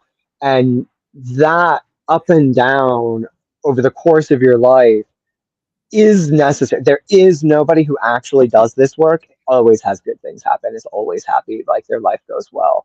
That is how I know immediately that you're like a fake ass spiritualist when it's not, we don't have any, nothing ever bad happens. Like Yeah. you're promising lots of success. No, magic is hard. Magic is scary. There are good reasons why people have prohibitions against it. Yeah. I have prohibitions against it. I would not encourage everyone to practice. Um, I It also can be think magic is dangerous. beautiful. It is beautiful. Absolutely. Yeah, it's both Uh, dangerous and beautiful. Um, yeah, it's yeah, you can wind up in a situation where you don't even know what you've got yourself into, you know. Um, Especially with yeah. angels. That's the thing that I've noticed is people need to stop conjuring angels. Yeah, they have their own agenda. And you are not ready for it. Um, that I would say of the magic rituals I've done in my life, conjuring an archangel, probably number one or two, definitely number one in terms of like fucked me up. Um, Right. Because can I you really still, conjure an angel though? That's the question. I mean, like, will the angels be willing to do business with you? I mean, is would it, I don't know. I feel like it could be more like a binding if you don't have their, if you can't get the proper authority or the proper, you're not like of the proper, yeah, yeah. it's that's the problem is it takes um, for that ritual it was probably about 6 months of daily ritual work, um, lots of intense vows that are, I'm still bound to. And I would go ahead and just like very with a lot of ego put it out there that like as far as natural talents and magic goes, I got plenty. Um, and putting all of that together, it was still 6 months of work, um, in an auspicious location with a coven of magical practitioners also following the rites. Um, and even then, it was hard. It worked. It's great. I'm good job. Yeah, but nuts. And then to have people be like, "Yeah, I tried a ritual to conjure an archangel because I'm mad at my friend." Like, wow, that's crazy. First of all, you're just gonna blow your brain open. Because they're just pure intelligence. But yeah, I think it's really interesting. And the whole conjuring dead family members. If you like that, you're not gonna like my book Mm, because you're just talking to an elemental. If you were powerful enough to reach into the underworld and bring a human soul back, you wouldn't need to read my book, and I would be reading your book. So, but I think that is where sometimes I talk about like being a wet blanket with magic. Especially, I have a lot of friends who like the paranormal and are like into the kind of Fortean milieu and high strangeness. They like UFOs and cryptids and stuff. Ghost Bros, and then you've got me who's like, you're just scaring yourself. Like, I don't right. know what you Yeah, want me to yeah. do, but I sometimes I wish I was more fun with magic. I wish I was like, I wish I thought I was special and that like I was. Yeah, I think that would be great. I think of magic as so mundane. Yeah. I have a very jaded view of magic, I guess, to the point Yeah. that I do forget sometimes how sublime it is. Yeah, it can be. I mean, I Can don't know. You be. just gotta find things that you like. Like, I don't know. Like, I was just, I love just making magical objects and having all these magical artifacts lying around. Like, the whole like top floor of my house is just devoted to like magical artifacts, right? So Yeah, it's and like, it doesn't surprise me at all. Given yeah, our given our interactions on the magic side, you being a skilled enchanter is like not at all on the list of shocking things. so, yeah, well, how about this? For your advice for someone that's like, starting out with magic or wants to do it, what's like, maybe number one thing they should do and then number one thing they shouldn't do? All right? Yeah, I'm gonna do the cheap commercial answer, and then I'll give you a real answer. The number one thing you should do is buy my book. Obviously, it is meant to be a primer for people who are not new to philosophy and theology, but new to magic. Maybe you've dabbled, you bought like Matt Oren's Psychic Witch or something, like some Fluff Llewellyn conjuration stuff. Like if you've touched that and we're like, okay, this is okay, but there's nothing like meaty about it, you're gonna like the book because I'm very here's the practical stuff. Um, Actual advice, maybe more generally, would be to practice. Do magic. From the first, if you buy magic book, open book to section where there's magic and do that. Otherwise, I don't understand what you're doing. That has been so. Growing up, I was very lucky that I happened to meet a lot of like magical communities and practitioners. So the Twitter space has been kind of my first introduction to like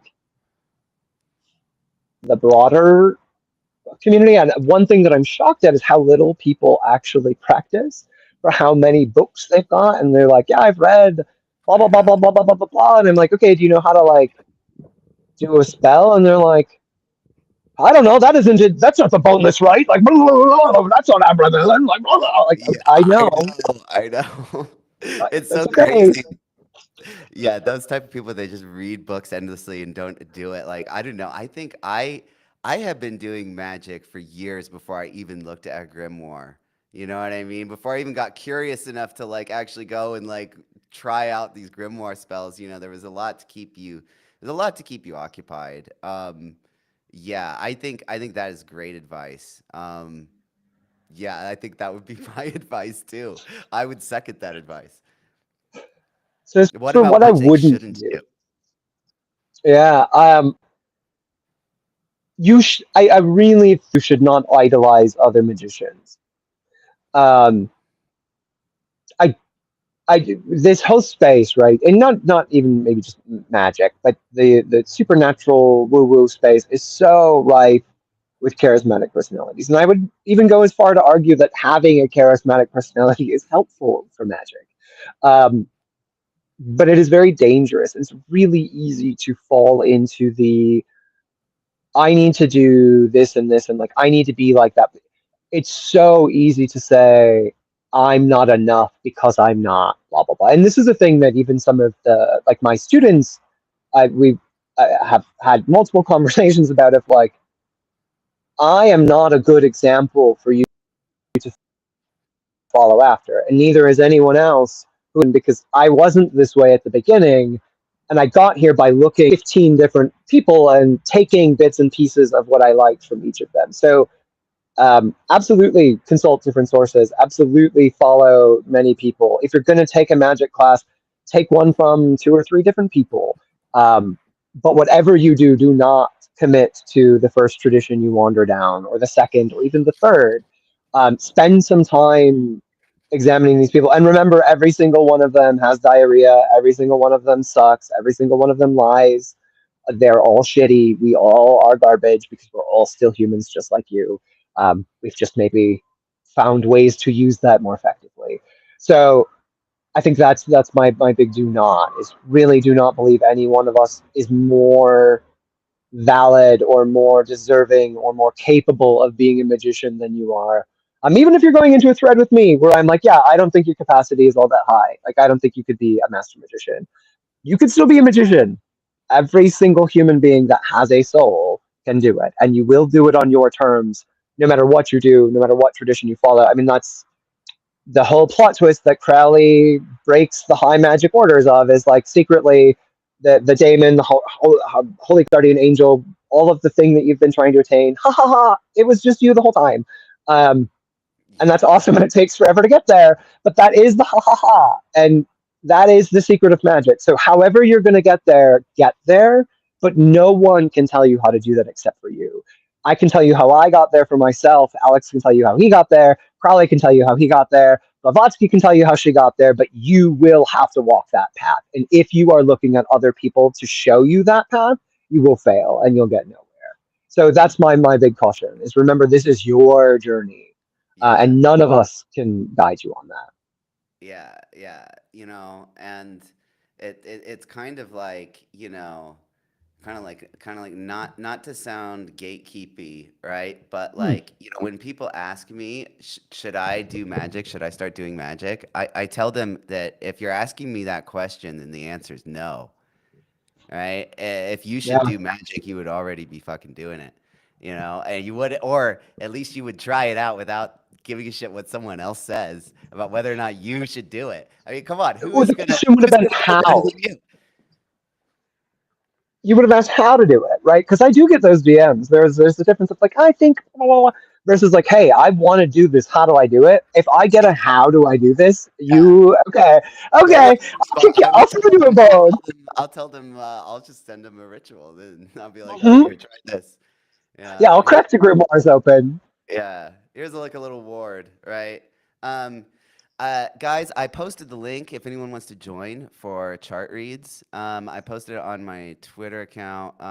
Anyone, just go there. It's at Baleful Rays. You can find it. I will also post it here in the YouTube chat. Um, you can join and get your chart read.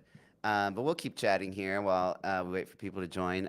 One thing I wanted to talk to you about, maybe we can do like magic story time, right? Because I've had a recent situation, right? So I recently moved, and I found that there's like the ant infestation in the place that I Mm. moved, right? And so, I did this banishing ritual and a ward for pests, right? But I did one that was like, really powerful, but didn't last that long. You got to renew it every month. And I was like, all Mm. right, I really want these gone, so I'll just make sure to do it again next month. I got other rituals to do next month. Anyway, I'm Hmm. gonna definitely renew this ward next month, right? And then the day comes when I'm supposed to do it, and of course, I am out socializing and drinking instead of at home in my attic doing magic. And now uh, I have mice, right? So the infestation upgraded from ants to mice as a result. It was gone. Everything. There was no pests in the house at all for a month. And then, as soon as it expired and I didn't renew it, and the ward, something worse came in, right? So it's like be careful what you start, right? Because if you don't finish it, then and this you'd think I would learn from this after No, all the years I've been doing this. After 15 years, you'd think I would not do something stupid like that, but I do it all the time. I'm firmly convinced that Mercury only gives magic to people who will fuck up occasionally because he needs the walls. Like, there's no other reason that we are all so painfully inconsistent. Because all of us know that, like, every single magician listening to you start that story knew where we were going. 100% guilty, have done the same thing, and it's part of why I had to leave my last place. Uh, but mine was a protection ward. I thought I was being cute. I really, it came from a good place. I, I was like, I'm going to. There have been some recent like public violence, particularly against homeless people, and I was like, okay, we're just gonna put a little ward. We're just gonna make things chill. Bad idea, Cooper. Why did every single homeless person in Minneapolis move to that fucking neighborhood? And they were all happy and chill. And wouldn't you know it, the cops didn't bother them, which is, okay, great, but they were not being bothered at all. So it is a huge problem in that neighborhood right now, and they're still trying to resolve it. And it got lots of crime, lots of break-ins. Unfortunately, other people targeting those populations followed them to their peaceful place. And instead of what I had intended, which was like giving people a calm place, like at least let's let the park be nice when we're out here. I just turned it to a place that you could go prey upon, chilled out with people. Oops. I Hey, haven't. you are Probably thinks he really started World a War II. community service for any local serial killers should thank you for corralling all of their perfect targets into one spot, Cooper. Um, And hey, disarming them no less.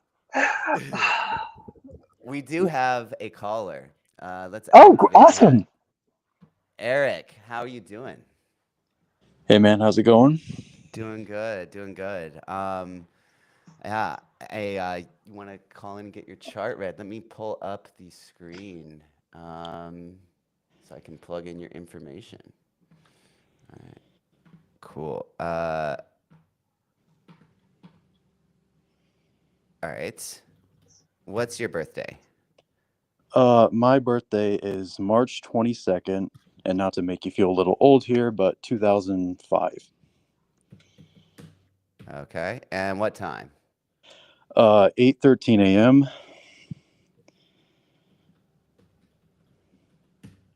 And where? Grand Rapids, Michigan, United States. Hey, we love a Midwesterner. Yeah, we're both Midwesterners too. All Yippee. right. Okay.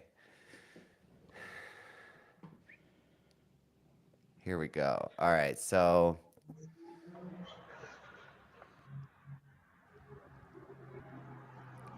Ooh, that's a busy there's 12th that. house. Yeah. So I looked at that. That's exactly what I was going to comment on. So this here. Oh, damn. Burning Venus that's changing signs. So it's the Venus is being burned up by the sun, and it's changing signs from Pisces into Aries. Um, so yeah, that's very interesting. It's the direct conjunction of Venus. So I mean, at least Venus is not retrograde here, so it's much worse when she's Hmm. retrograde and combust. Um, She it's isn't. Is this? Oh, it's that whole signs. Okay. yeah. Um, okay, where's the moon? All right, so So Moon in the fourth, trine Pluto. That's. I mean, a big intense feels around the family in a positive way. Maybe a little bit of expectations, like expectations you can meet. So there's that. I mean, I feel like there's must be some difficulty with the early life due to the Mhm. stationing Saturn down here on the And Lilith. see, Oh, I and didn't see like that. the moon is down here, and Mars and Venus are both changing signs. So I don't know. It just looks like a lot of intensity. I don't know. You are still pretty young. I mean, so growing up, it's been like ups and downs. I could see this being like, a lot of pressure, right? Or maybe having to grow up pretty quickly, feeling like you had to, have more responsibilities than other people pretty young. I don't know. How do you feel about that? I mean, yeah, that's part of it.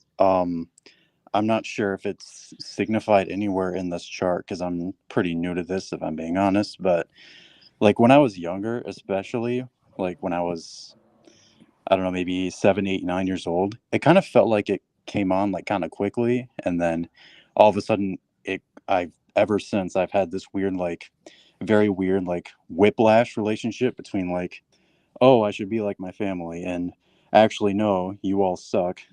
That kind of mentality. Right. You said you Yeah. were how old when that kind of triggered? I'd say maybe 8 to 9 years old, because yeah, there's a lot of deep stuff that happened that I kind of repressed until very, very recently. So Yeah, tragically, that does sound about right. That would put you in the eighth house perfection here, which is where you've got the Pluto trine your moon. So, whatever that distinguishing event is going to be, that then plays into this relationship of I should be like them, right? That's the moon in the fourth house, is we want to be like our family. Rather than the sun in the fourth house, which is we are like our family, there's a little bit more of a need to become or to change or to feel drawn to that, I guess. And Pluto being very intense, the wishy-washiness of it, I think, then points to what Alex is talking about with the IC Saturn and Lilith, which is the no, you actually suck. Um, that's really interesting to me with your midheaven placement as well. Lots of the Yeah. Saturn, The a lot of malefics are strong Saturn. in his chart.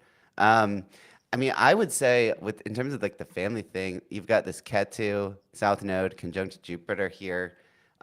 Jupiter a lot of times can be like, values, right? And like beliefs, right? And so people with Jupiter conjunct Ketu often have like different religious beliefs than like their family, right? They also often have a hard time in general with teachers, right? They find that like if you find a teacher you really like, then they leave, right? And like you may want a mentor or want a figure like that that can teach you something, but it seems like they're not around very long and they have a habit of going just when you start to really like them.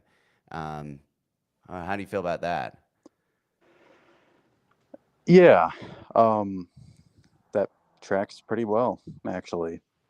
I mean, when I was younger, especially with my dad, like I felt that I could like trust him. I'm not sure if this is what you were kind of saying. I kind of uh, lost track of focus for a second there, but yeah, and I guess when I was younger with authority figures, I used to look up to them, and then again around that same time frame, 8, 9 years old, realizing like, oh wow, actually you're kind of bad at doing this, and I really felt lost in that whole arena type thing. So Mm. Hmm.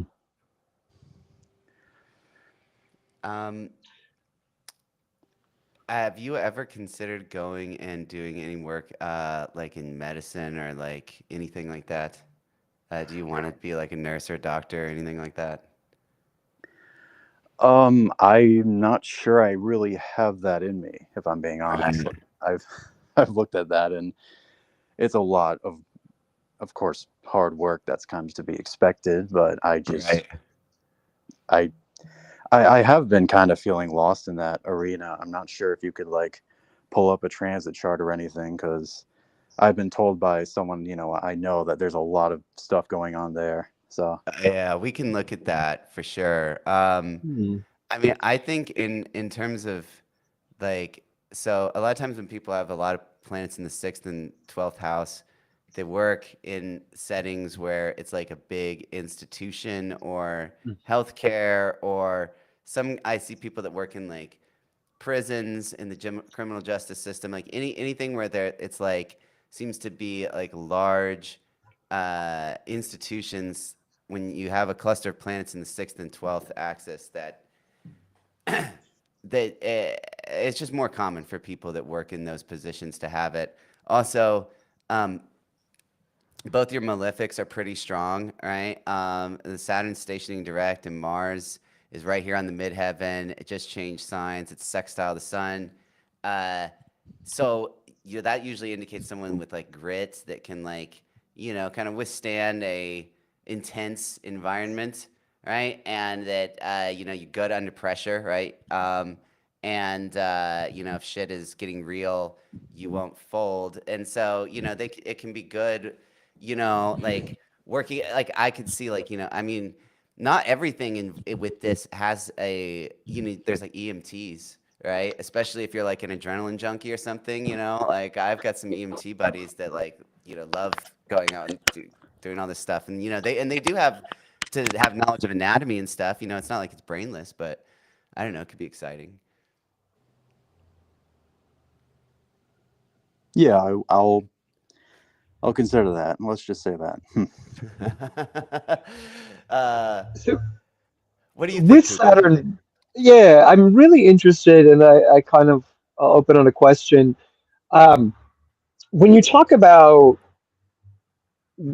expectation from the family system, or just maybe having grown up, was there a, a lot of expectation, or was it you were kind of left to your devices? um, I mean, really, for the first, I guess, until I was 9, I would say around that time, there really wasn't much expectation. And then suddenly I moved to a, whole new home, summer 2014 ish, if I don't remember the exact date, but, and then boom, there was just this huge amount of expectations that kind of came out of nowhere, if I'm being honest. After that, yeah, it kind of seemed to just randomly activate. Okay. Um, that makes sense. The reason I ask is the IC can point particularly to our upbringing, where the fourth house is more broadly our family. So to have Saturn there and Lilith really emphasizes to me this question of something went wrong with authority and in particularly discipline. So to talk about it as like this very sudden change, I'm trying to see what in the transit chart screams. I mean, the perfection year is right on, so you've got that. Um, but we've got a lot going on in Leo that year. Wow. There's like Saturn squares his moon. There's like a Oh Saturn yeah, there he is in. conjunction that's like right square the moon. Um, let's see if there's any other things for moving. I mean, It happened. I want to look at progressions, but go ahead. Sorry, I didn't mean to interrupt you there, but it happened. I think I was told at like the end of May to third grade. I think, if I'm correct, that is. Sounds about right.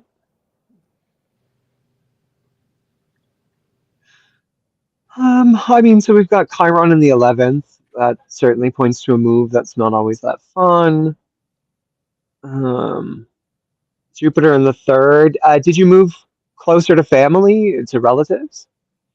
I moved to my soon-to-be stepmother's house. I grew up basically with a single dad. My mom kind of just departed pretty early in my life, 2 years old-ish. She wasn't really there all that much when I was a kid, so there's a lot of like trauma Okay. behind that, I think. Yeah, that would make sense here as well because we've got Jupiter conjunct the rough Saturn. I want to say the Latin words, but I don't remember them, so we're going to say IC. That definitely plays into the yeah, we're getting married, we're moving in, your household's changing, and because it is in a rough place relative to your natal planets, unfortunately, yeah, I can see where you were talking about that wasn't a good time for you. Yeah, and Yes, then you've got Venus. Oh I was just wow. going back to that because he has this Mars retrograde that goes over his Jupiter during this year. All right, so the Mars stations retrograde here and then goes back to, I think, 9 degrees of Libra, stations direct, and that is opposite his Mercury. Yeah.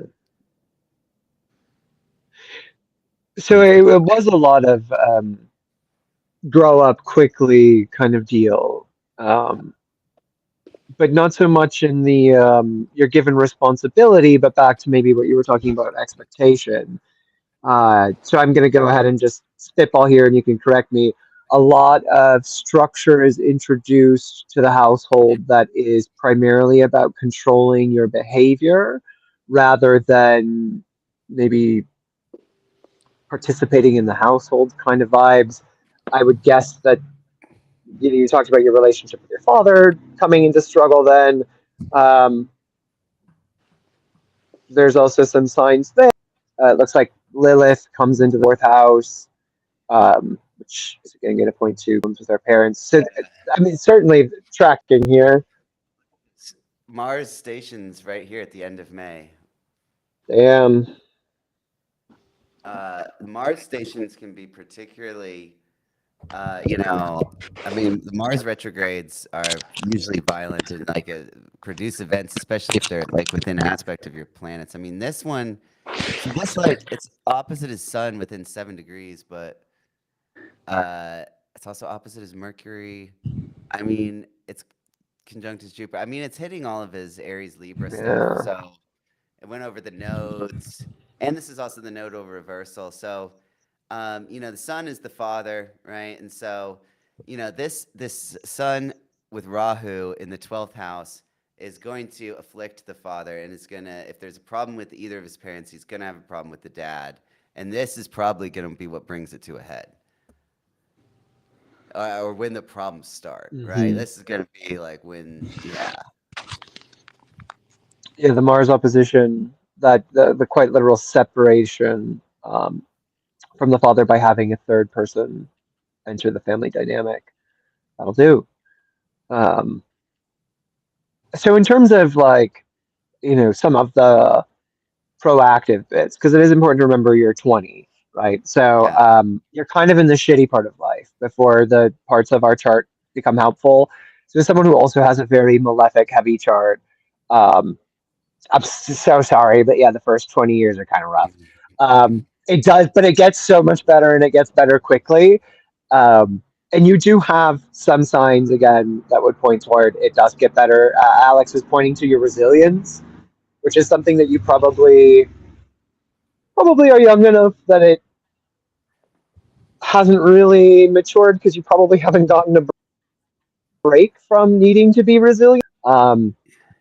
When that comes, I think you will come to realize that you have a lot of capability to enact things. Like having Mars, it's the 10th house. It's not your midheaven, but it's still the 10th. I mean, Mars in the 10th is fantastic. Like, yeah, it's rough. Yeah, you're a problem, but it also just gives you endless energy to be productive, right? Like you have Mars in the 10th in an air sign, is it? Yeah, Aquarius. Aquarius, that's a fixed air sign.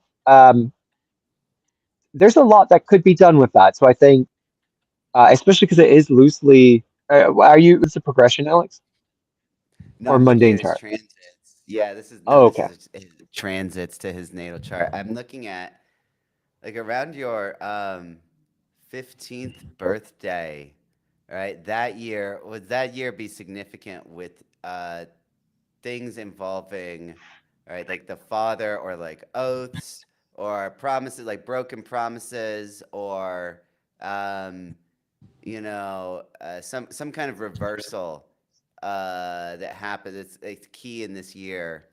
There is a yeah, there's like this standoff, right? And you feel like you have to come down on one side or the other. I don't know. Does any of that feel like true for your age 15 that year? Let me think. Oh, this was COVID. I'm just realizing that. What was I doing that year? I mean, of course, inside, but Well, you'd be with your family a lot, right? yeah. Did I have any outbursts or wait? I think my mom moved back like into my life around this time. I want to say in like Uh, right right before COVID, February ish. Okay. that's Um, interesting. what else happened? I'm trying to remember. I mean, I was pretty big in a community at a time, this weird corner of the internet, and that kind of completely started to unravel around this time too. I think it was April when it kind of went downhill. Uh, Right. Yeah, because I'm just looking at on your birthday, there's this conjunction of Mars, Jupiter, and Pluto, which Oh, seems like wow. fireworks, and you have a transit happen on your birthday a lot. There's a thinking that, it's somehow more significant because it's on your birthday. I think it's also significant because like Mars is making approximately the same aspect to the sun that it made when it was on your birthday because it's close to the Mars return. All this stuff's opposite your natal Saturn. So, yeah, it seems like chickens coming home to roost or having to deal with something like yeah. I could see it being since this is on his midheaven, right? Mars Mhm. conjunct Jupiter on your midheaven for solar return could definitely be a scandal, right? I was thinking more of a um, like a power struggle just because of your age, but I, should remember that. I guess I mean, I was online when I was a teenager, so yeah, Mhm. you could have very well end up. And you said you were like kind of went viral or something. I had some kind of online drama happen. let's see. Should we go to the present day, see what he might be going through like now? Let's see if we can tell like what's going on in this guy's life right now. A lot. I'll just say that. Yeah. I can guess that much from the chart. All right. Let's Oh go forward my. to the present day, August. All right, here we go. All right, let's see. We can also look at his progressions or anything else. Oh, he's got Saturn on the sun. Okay. And Mars opposite. Oof, god damn. All right. Yeah. So overburdened, right? Feeling like isolated, exhausted, without support, kind of like, uh, it's just everything's pressure cooker, right? And then there's Mars over here that's opposite. So recently, probably within the last few days, I would say, yeah, within the last week, there's been some triggering event that kind of like, you know, the situation that's been kind of oppressive has now turned from like a slow burn into a more of a crisis, and is demanding more immediate attention. He's got Pluto retrograde over his Mars again. I Mhm. I could, and there's this retrograde going on down here with his moon. I think there is something going on with the house, like the living situation.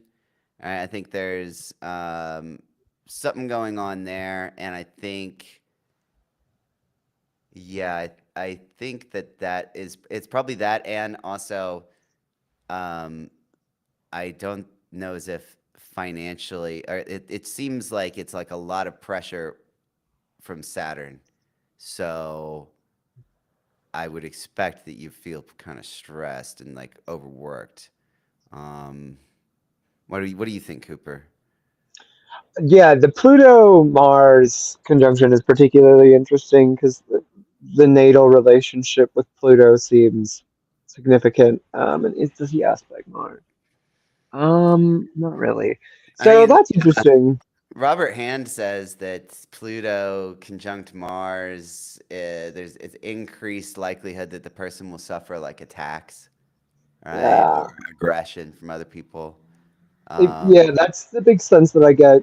Kind of to add to your interpretation is, I think part of the frustration is powerlessness or like a lack of obvious agency.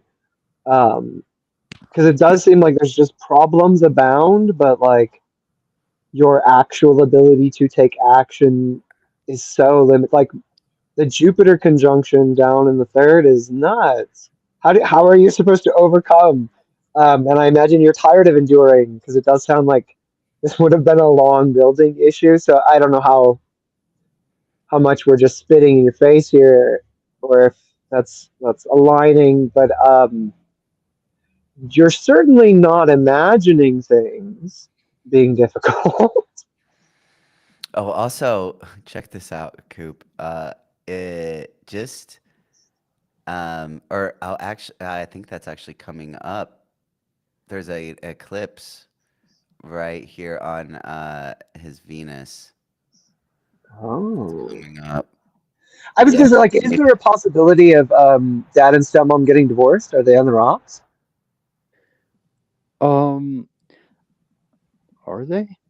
I mean, they've really always had some type of rocky thing going on. I guess it's always been in the background. Actually, I Sure. think I should probably mention this, but my dad actually does go out, and he's always on like trips and stuff. He's a pretty big. How do I say this without coming off as a snarky guy? Um, he's a pretty like big deal like skydiver. He's involved in that type of scene. Yeah, that's the best way to Okay. Okay. have it. And so he's always like gone during the summer. And you know, in my to loop back to my childhood for a second, when he was gone, I guess because I look like him, I do have an uncanny resemblance to him, according to people. She would sometimes, I guess, view me because I technically am as an I guess extension of him, like his actual being, and she would just take out a lot of that frustration onto me. Uh, That's how it felt when I was younger, and and my mom at the time, she was, I mean, I think I said this, but she wasn't really in the picture. I mean, she wasn't Hmm. out, but she was just enough in the picture where I kind of just rejected her as an authority figure, and just it was just very tense between me and her for years, and I still like I'm still very cautious around her, of course. So Yeah, presence enough to be a problem. I know how that goes, unfortunately. Um, and there is this is an interesting date for the chart, but is there a transit event that I'm not seeing? Obviously, Alex. Oh, I was just thumbing through and Okay, looking okay, at what was happening. I mean, I think this Jupiter that's could be, brutal. yeah, on his Saturn. I mean, are you thinking about moving? Or are you trying to move out? Are you still live with your parents? yeah, especially in this economic whatever the hell's going Oh on yeah, right yeah, now. yeah. I see. Um, Yeah, I could see like some. because it's like in the grimmest version of things, my initial like gut reaction was your dad's going to die and you'll inherit the house and that's going to be a problem. Um, I hope I'm wrong, but that was my initial take. And none of these transits have yet convinced me I'm wrong, but nothing super solid either, right? That was mostly just Jupiter in the third. Something will come of it, but Jupiter conjunct Saturn usually is inheritance. Um, This is the this is progress chart. the birth chart. Oh, Yeah, this this is the progressed. progress. Okay. Yeah, this is the progress chart. Golly gee Willikers, my friend, an anoretic planet. The moon just about Yeah. to cross the ascendant. That's crazy. No, yeah, not the ascendant. She's still 12. Mm, nothing crazy in the eighth house. Where's Saturn? Loosely conjunct a lot of fortune, but very I loosely. mean, And Mercury like, here what is the stationing. That's that's active the like all 11? year. This is active like all year. The Mercury station. Oh, this is the sun in the north node. That's interesting. Yeah, I think Galaxy is onto something here with the potential to move out or to go. Are you in school by chance, or have you thought about it? I was until very recently, and I'm kind of stuck in a weird. I guess it kind of relates to what you were talking about earlier. Saturn and the Sun. I have little knowledge of that. Like I do feel like very, I guess, lost in that kind of arena because what I'm studying, I'm realizing that I don't really want much of a part of it. I do want to make, some type of difference in the world and not just, you know, what I'm, going for or did go for was it's not really aligned with me, and I knew that from the Mhm. beginning, but now it's starting to sink in like I don't want to do this, like, and I'm not sure what comes next. It's that kind of thing. The Saturn Mercury aspect in the progress chart will do that. Hmm. That's really So were interesting. we correct about any of the stuff that's been going on recently when we were talking about what's been, how you've been feeling, recently? About home life and moving out. Yeah, or about like feeling a lot of pressure, feeling like overworked, alone, like kind of, because that Saturn on your sun is not good, not fun. Um, this effect would have started like in mid-July, right? Mid to late July. Yeah, I mean, I don't think I've mentioned this yet, but I think, in terms of romance, because I know from, because I have some limited knowledge of, astrology from, friends and such. I know that something like my seventh house ruler is Mars because it's Scorpio.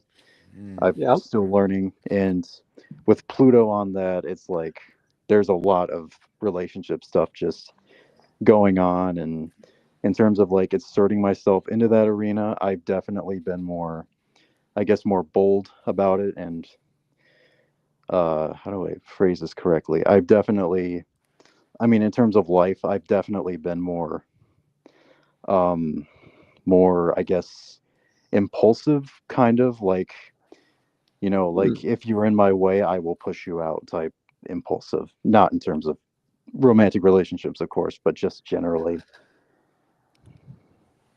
Yeah, that's good. You do have the sextile natally between Mars and your sun, so it doesn't surprise me that your sun being triggered, particularly by Saturn and Neptune, is forcing. So I imagine you probably maybe not like nice guy TM, but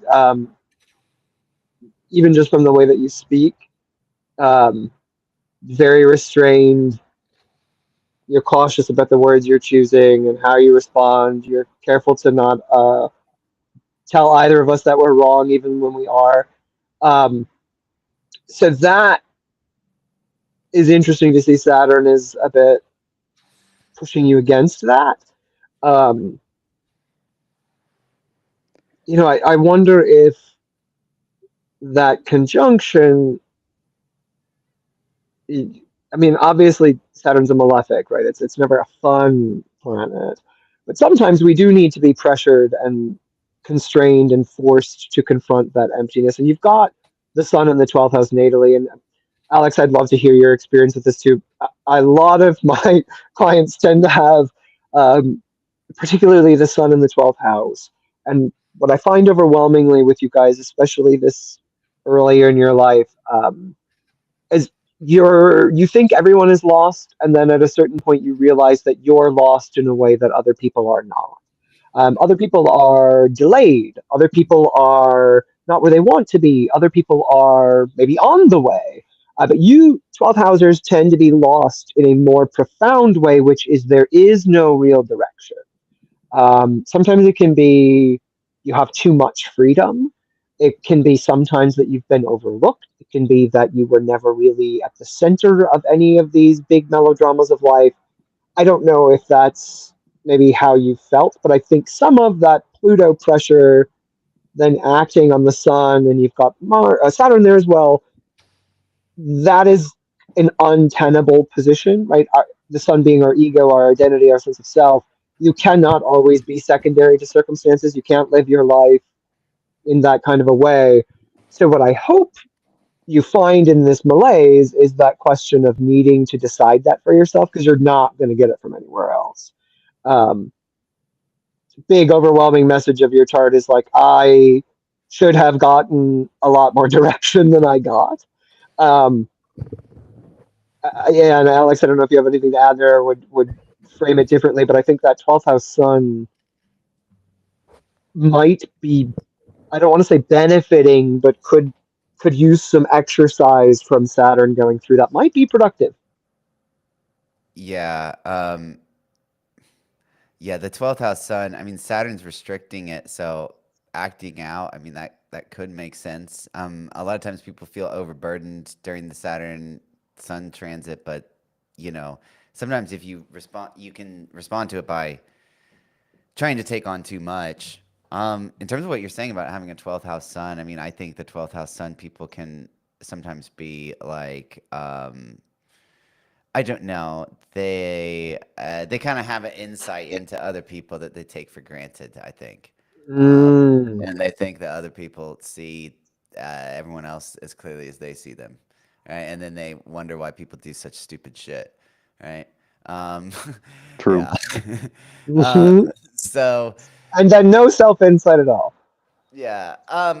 I was wondering, man, like around here, so around this time in the spring, so around in February, we get Venus returning in your chart, and then it goes and it stations retrograde right here in Aries, and it retrogrades back over your sun. You can see it move, Venus moving back here.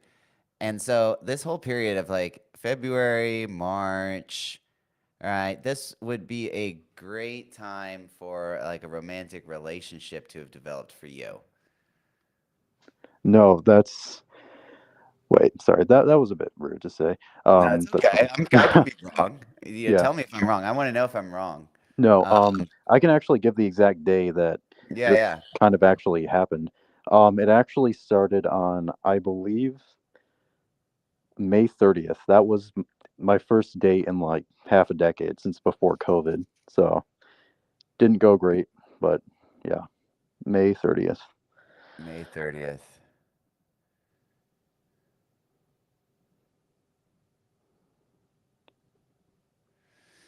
You said this did not go great though. No, it didn't.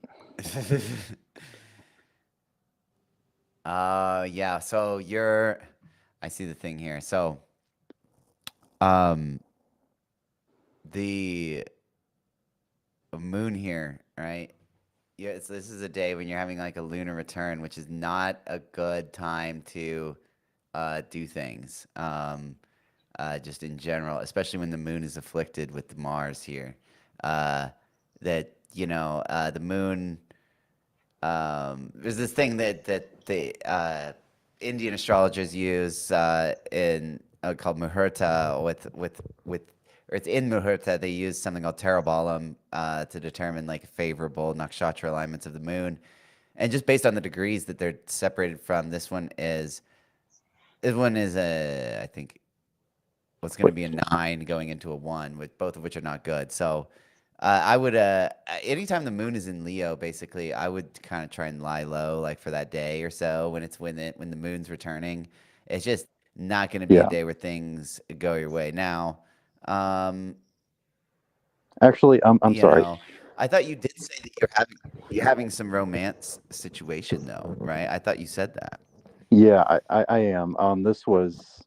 It actually happened on May 31st. I'm sorry, I thought it was the 30th. That was the day we Oh, agreed it's to okay. it. That's even better though because that's the actual lunar return. Yeah, yeah. So my point stands even more. Yeah. Yeah, yeah. It's that you just made his point way stronger. Oh, that's good. Yeah. Uh. Okay. So you said this date didn't go well, but maybe you're still dating them? Are they? No, Did it get better? no, it basically just a ghosting situation. Nothing Right. particularly unique about it. Ghosted who? Um, Well, then what? uh, Because I said the other she person. ghosted me. Did I? Okay. Wait, hold on. How did this happen again? Because I Um, think you're the ghost. oh, I think you she, got a lukewarm response and then never reached out again. yeah, that's actually right. I remember now. Hmm. Hmm. I kind of, Yeah. Yeah. yeah, Yeah. yeah. So, so you should reach out to her, which is what Alex is getting at. Because I'm shocked the date went poorly. There's not really any it's a lunar return. You were really sensitive, um, but like transit Venus is in a fine spot for you. Trying your natal moon, like yeah, you probably did all right, my dude. Um, Is there some relationship you've got now? Like, because I thought I heard you say something like that, that there's recently been some romance developing. I mean, or that there was pressure in that area of life, like Yeah, right, there you is relationships wanted, area. pressure in that area, right, you and wanted that. Yeah. I'm. This is gonna sound a little strange, but this is more of an online situation, and I guess there's Hmm. been. I don't know if you want to like jump forward to present day, or if this really shows anything here, but um, I've been kind of having. I mean, this really has been kind of a theme for all my life that like romance kind of develops in either two ways for me at least because I really have not been that successful with it. Either A, it happens Friend completely first. suddenly out of nowhere, or B, I don't make the move for some reason, and then I get into this weird, protracted, like kind of Cold War kind of situation with someone else who wants to be with that person, if that makes sense. Some type of rivalry, Yeah. and kind of kind of developing now. And uh, what happened? What's been happening with that? Basically, I'm okay. this is going to get into some very slightly not very moral territory, but maybe that makes That's sense. fine. You're talking to a pair of degenerates, my friend. Don't worry. I'm thinking of pressing the nuclear option, and uh, I've kind of collected a bunch of stuff about him and just using some like alt account, some anonymous account, just spreading it and just getting his ass. I'm not Oh man, sure. that Aquarius Mars is so damn loud. You just, yeah, no, I believe that you feel that for sure. I think you should try and talk to the girl. That's what I would do personally, but Yeah, yeah. I don't find talking to women scary because I don't care. But I'm afraid to talk to men, so I'm talking a lot of shit here for someone who is not great at it either. And the reason that I'm calling all of this out is Mercury being in Leo is just not good for you. Yeah, Um, Mercury's I- stationing right now opposite your so no like I wonder know you for a start fucking shit. fact you ghosted her. Mercury was retrograding opposite your natal Mars. Like, yeah, you absolutely were the ghost, my friend. Wait. Which also Oh, means, on the plus side, you can resurrect this. That's the plus side about being the ghoster, is you do. There's because I mean Mercury will now he's trying your sun. He will be trying Mercury soon. He's moving forward. How When about does the this? shadow period end? Uh, Soonish. I don't know. That's a good I'm gonna question. be honest. I don't really know. It'll be at like here, August 23rd, 24th. Oh, so literally the trine. Love it. Yeah, yeah. Yeah. Um, I mean, well, I don't know. I mean, well, the What is one it thing with I'll say, Eric, right, is if you're going to do something like that, astrology can be helpful because if you can get your enemy's birth chart, then you can look at when he's having unfavorable transits and try and exploit that, right? So, you know, something to consider. the? If, in I terms of will. timing as to when you're going to release the smear campaign. Absolutely. Yeah. And just a sidetrack, I have been taking way too much time. I'm sorry. Uh, Yeah. No, um, you're fine. I do think we should probably. I think there is one more person that joined, so we should probably move on to them and then probably wrap this up because we've already gone for like 2.5 hours. But Cooper, if you're around to do one more chart, we can do one more. I think I got one more in me. Thanks, Eric, for hopping on and letting us talk about your life in front of a bunch of yeah, strangers. That takes balls. yeah. Thanks, guys. Thanks. Yep. Yeah, thanks for calling in. Hello, Sophia. Hello. Oh, hi, Sophia.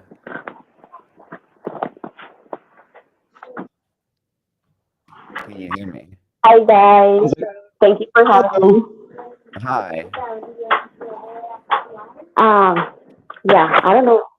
Yeah, I can hear you. Can you? Having a hard time hearing Hi. you. Hey, it's a pleasure. Thank you for having me. Hi, thanks for coming on. We're having a Hello. bit of hard time hearing you. A bit of noise in the Oh, let background. me Can try you go to. That's quieter? weird. Yeah, can you go somewhere quieter, maybe?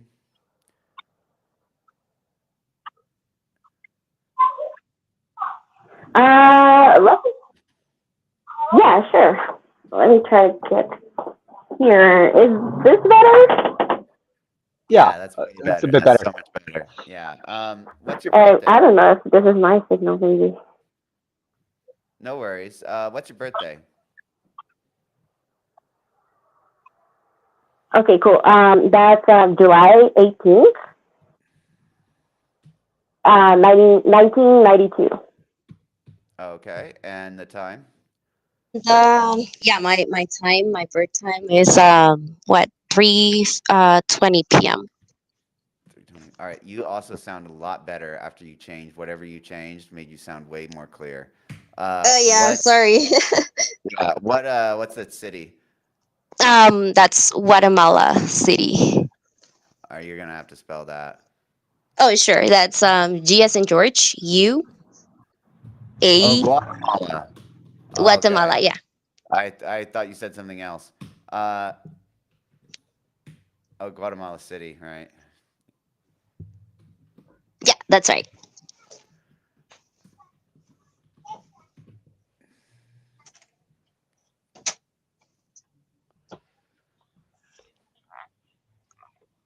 Does this look like the correct chart? Yeah, I think Okay, that's it. cool. Cool. All Sag right. ascendant.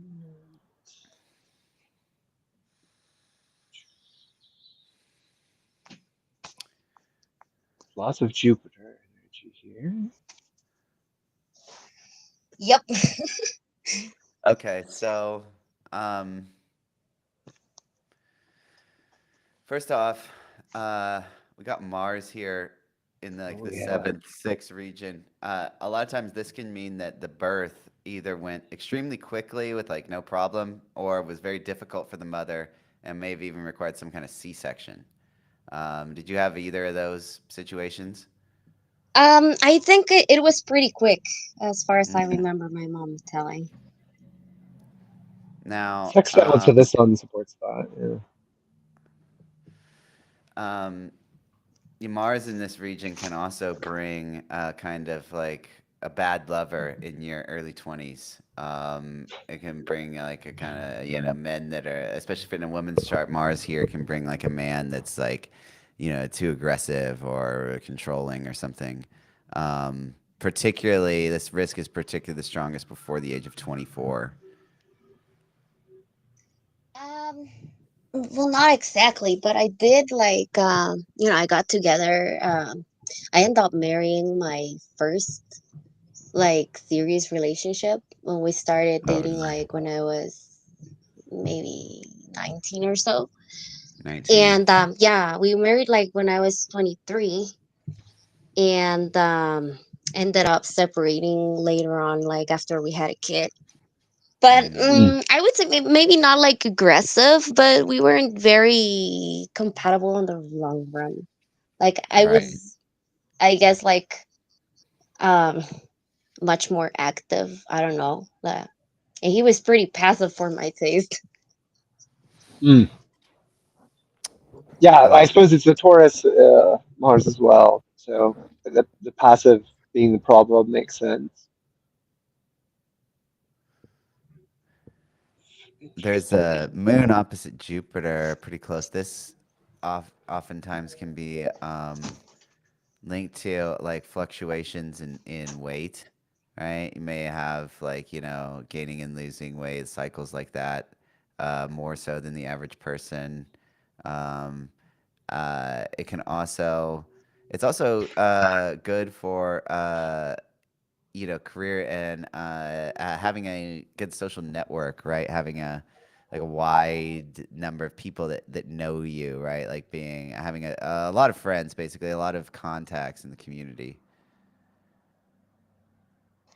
Yeah, I think well, um I don't know if I have a lot of friends in person, maybe like a lot of virtual friends, like you said, like a lot of community, Mm, especially I think in my 20s.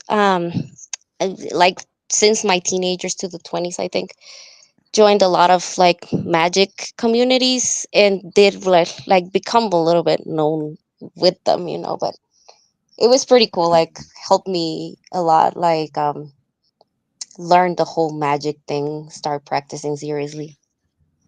Mm.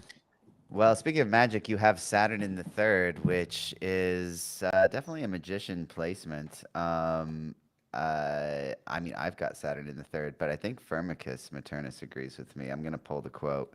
But why do you say something? Well, I'm looking for this, Cooper. You take a stab at it. Sure. Yeah. I mean, magical chart analyses is my I don't know if I want to call it specialty, but interest. Um, Certainly, the lot of fortune conjunct the sun in the eighth is on its face helpful. Um, I am very interested in this ninth house Venus being so close to Chiron. So, what do we have?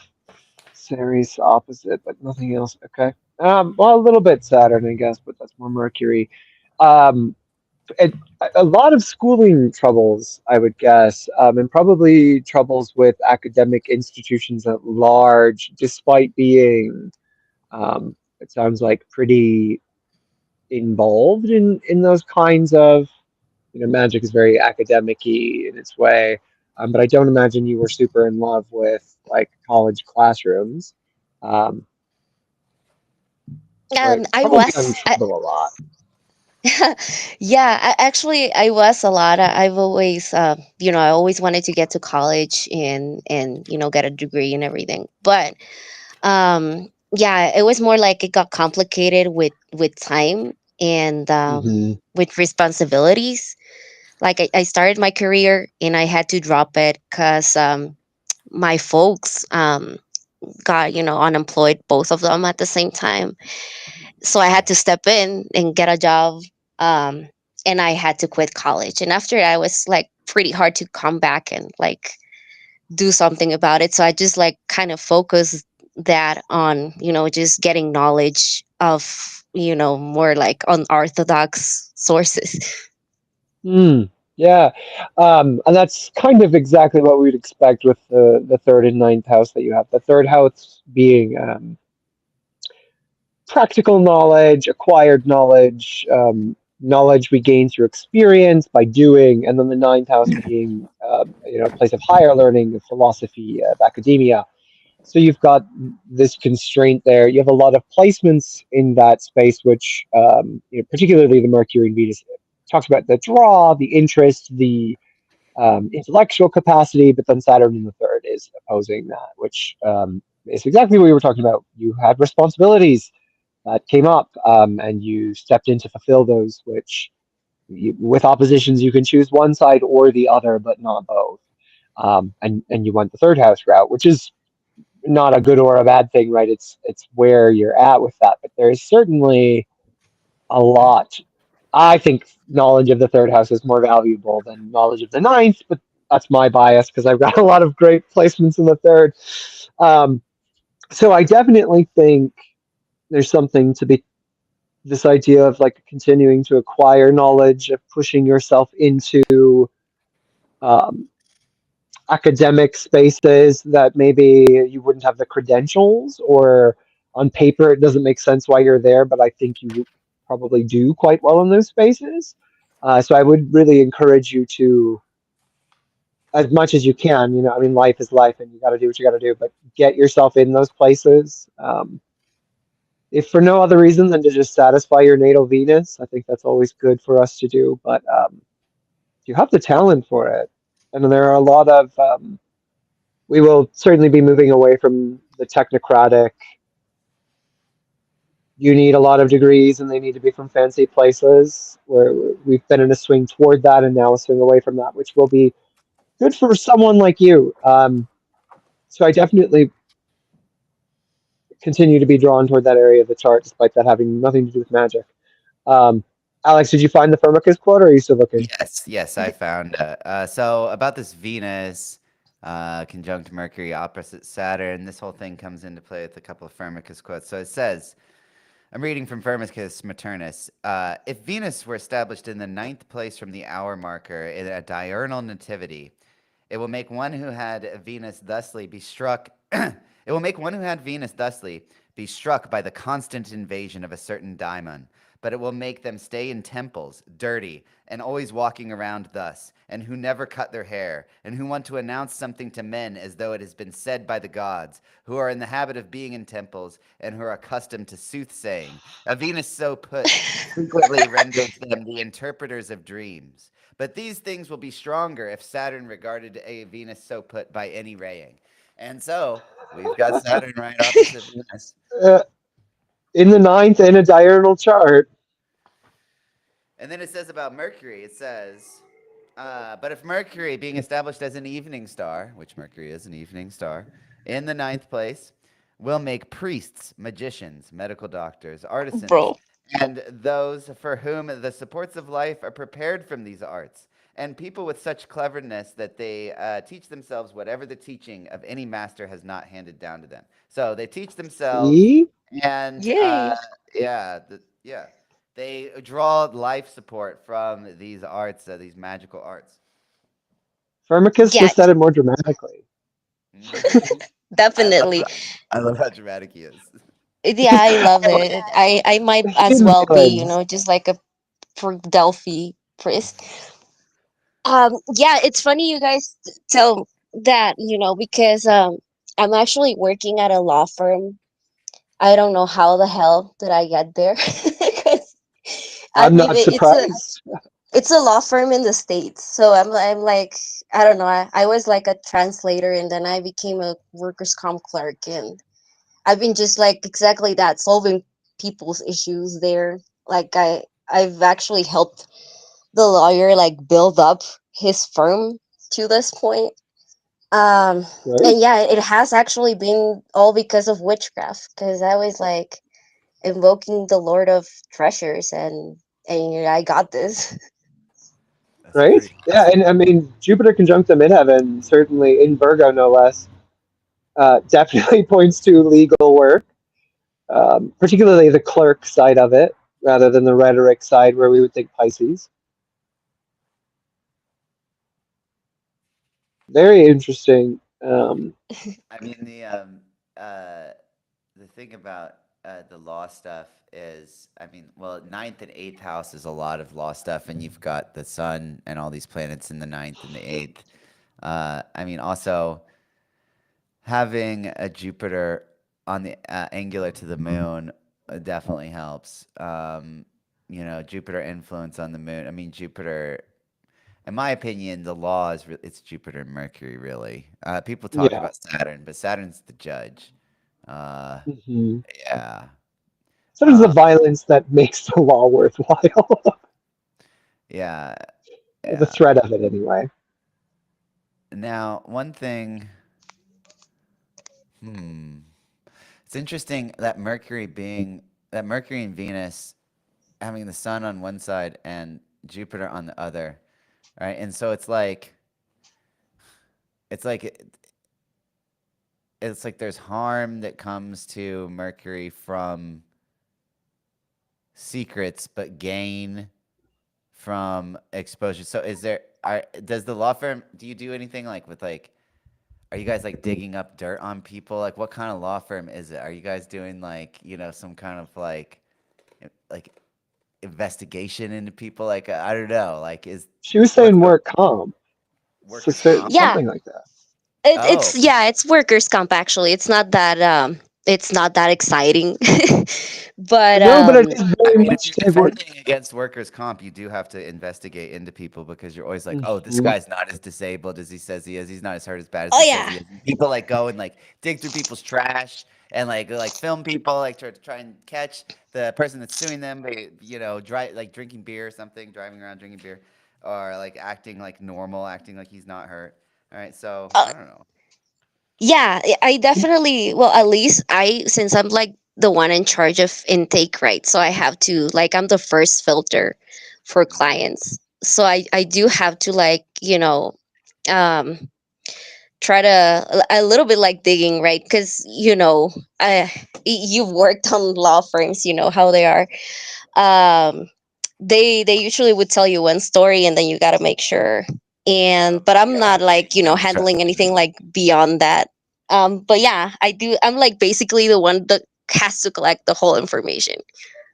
Yeah. Yeah, that's interesting. So it's a plaintiff attorney then, all right? They're representing the workers. Yeah, that's right. Yeah, yeah. Yeah. All right, Yeah, good. it's more on that side, You're on the and I you're think it on the also good. You're not on the relates. side that makes money, but at least you're on the good side. I was going to Yeah. say, yeah, you were on the good side, but not the money making. No, um, definitely. But it does align a lot with my Jupiter. Like I do have high yeah, moral standards. yeah, and interesting. I like Jupiter in Virgo, despite the fact that it is um, a sign of detriment. Um, but yeah, Jupiter Virgo is very much sacrificing your material well-being to do the right thing. This is a fucking idiot who became a journalist. Yeah, I guess that has translated a lot on the occult side. Like I would, Mhm. the tarot readings and the magic, and I would usually go out of my way to like do stuff for people even for free, or like, you need help, I'ma step in and do the magic for you. Yeah. Right. Virgo Jupiters will give you the shirt off their back when it's their last shirt kind of people. Generous to a fault vibes. Um, but I like us. Yay. So Yeah, do you have any other questions? Anything you want us to get through? I know we're getting to another, hour yeah, three uh, now. I'll just read one more quote from Firmicus. Mm. If Venus and Mercury, being put in the same sign, would be joined in an equal power of associations, they adorn men with pleasing charm, and bring about such people who very easily obtain everything they desire, but whose rushing passion of the mind impels their hearts to partnership of many women. Being put together, they even decree the ornaments of learned speech, so that their speech, shaped by learned instruction, always seduces the ears of those listening with attractive charm, and they bequeath types of melodious song and the splendid teaching of poetry. But they adorn these same things with but they adorn these same people with the ornament of respectable arts.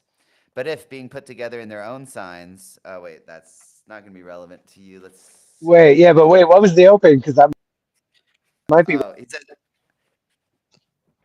me. I forgot. I couldn't hear what you Yeah. cut out just then. Uh, What I did you didn't say? hear the beginning of the what the transits were for this. It was Mercury and Venus in the same sign. Yeah, Mercury and Venus conjunct is what this is. Okay. Um, yeah, now, okay, it says, now, if the malign star of Mars, right, looked at Mercury and Venus, they decree easy nuptials, but with a certain bad reputation and publicity. For then they desire sexual intercourse with boys and women with equal passion, and pursue illicit sex beyond measure with the greatest delight of the mind. I mean, yeah, I'm pan. See, I love it I when the would do ancients call everyone. out the queers because I have this aspect too, and I have been known to be friendly. Right. And yeah, I mean, I did write poetry at some point, and And in detriment. Oh no, it's in Leo. Oh God. yeah, yeah, I Oh, need so the big worship. drama, like you put the feels on. You're my world. You're everything. Okay. For today. But yeah, I mean, it's an art. It is. Yeah. All right. I'm getting obsessed with pulling these quotes now. I want to do one more. Yeah, and that's the danger. Every time you crack open one of the ancient sources, is it's like I did a whole like 15-minute presentation just off of two lines in Ptolemy. Like it's Yeah. so funny. Yeah. Ptolemy is the best one. There's so much in there that Oh, hasn't been. I'll just never get over Ptolemy describing the gays of Europe. Okay. And he's right. I just lost a headphone. We're So back. it says the sun being established in the eighth place from the hour marker will make the father die quickly. Um, but if Mars and Saturn were found with him or opposed to him from the diameter or conjoined from a square, they will make strange, crazy people or having heart disorders or madness. But these defects of poor health are decreed according to the nature of the signs. She, she doesn't have Mm. that. Eighth place.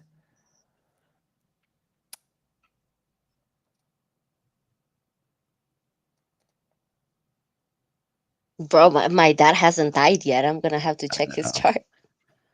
Yeah, well, so the thing is, yeah, but I don't know. The thing is, I have eighth house sun, and two of my siblings have eighth house sun, so maybe that seemed good for my dad. Um, let's see what I mean. you always got to take this with a grain of salt, right?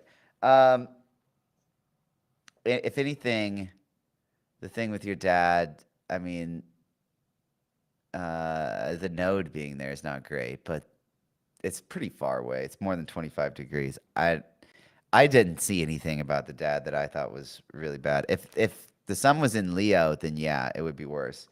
Mhm. Um, okay, let's see.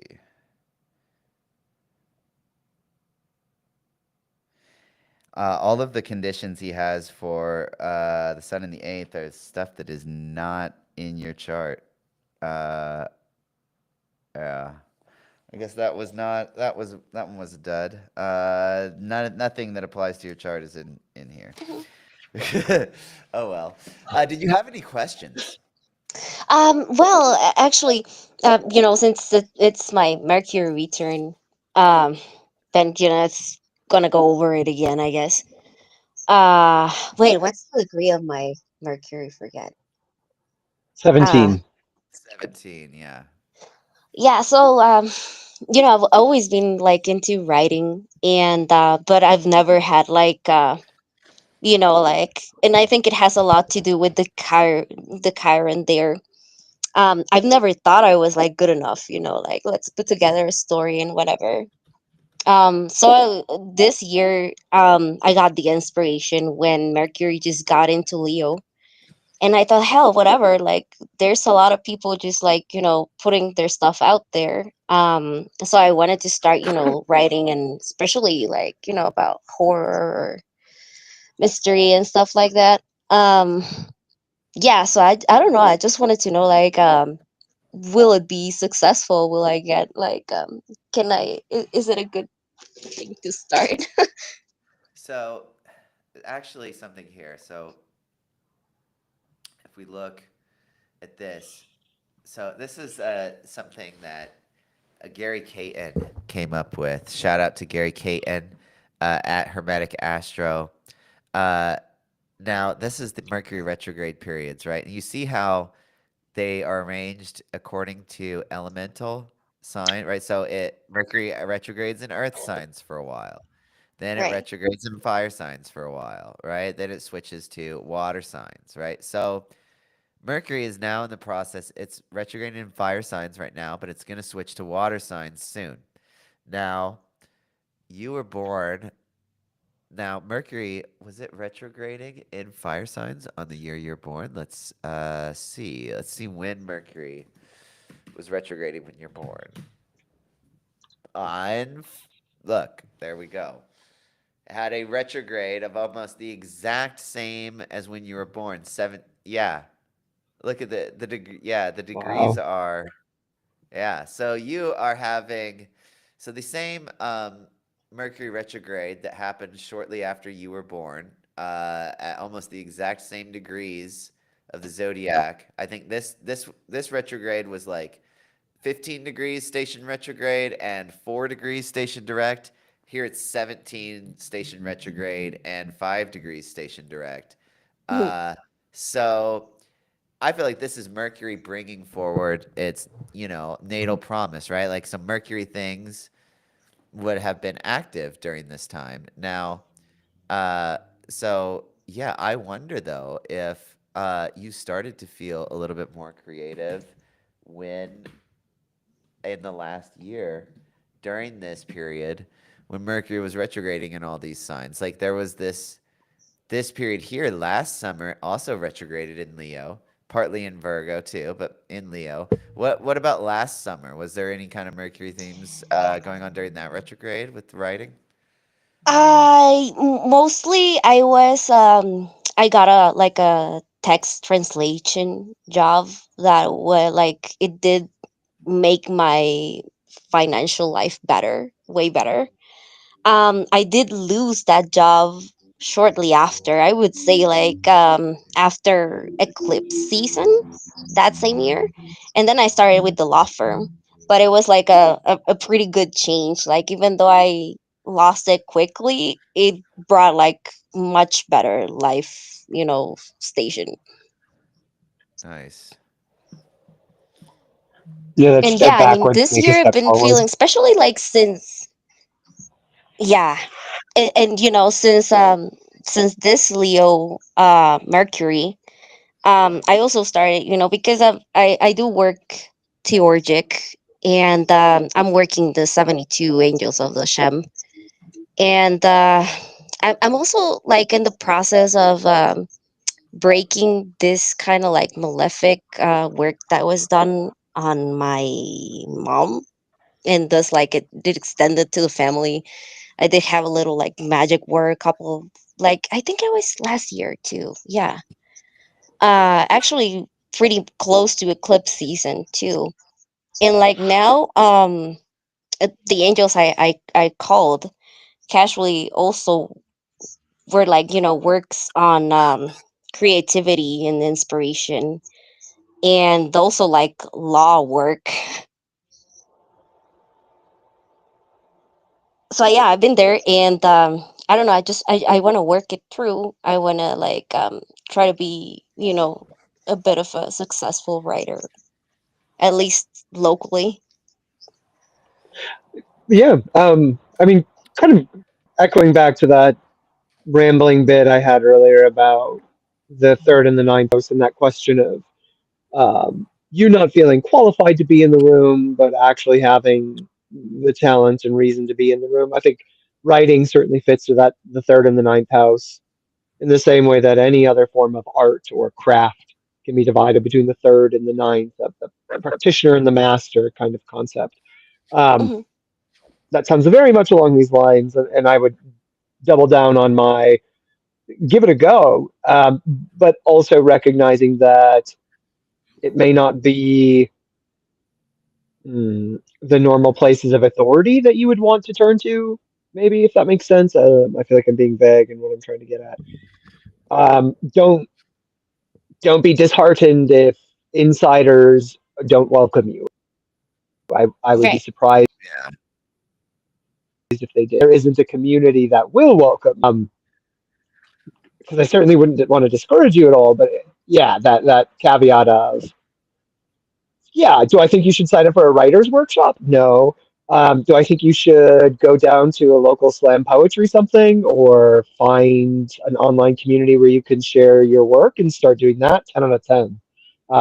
It sounds like that is a thing you want to do anyway. And as magicians, we are obligated to tell you to follow your will. So follow your will. Right. Yeah, thank you. No, definitely.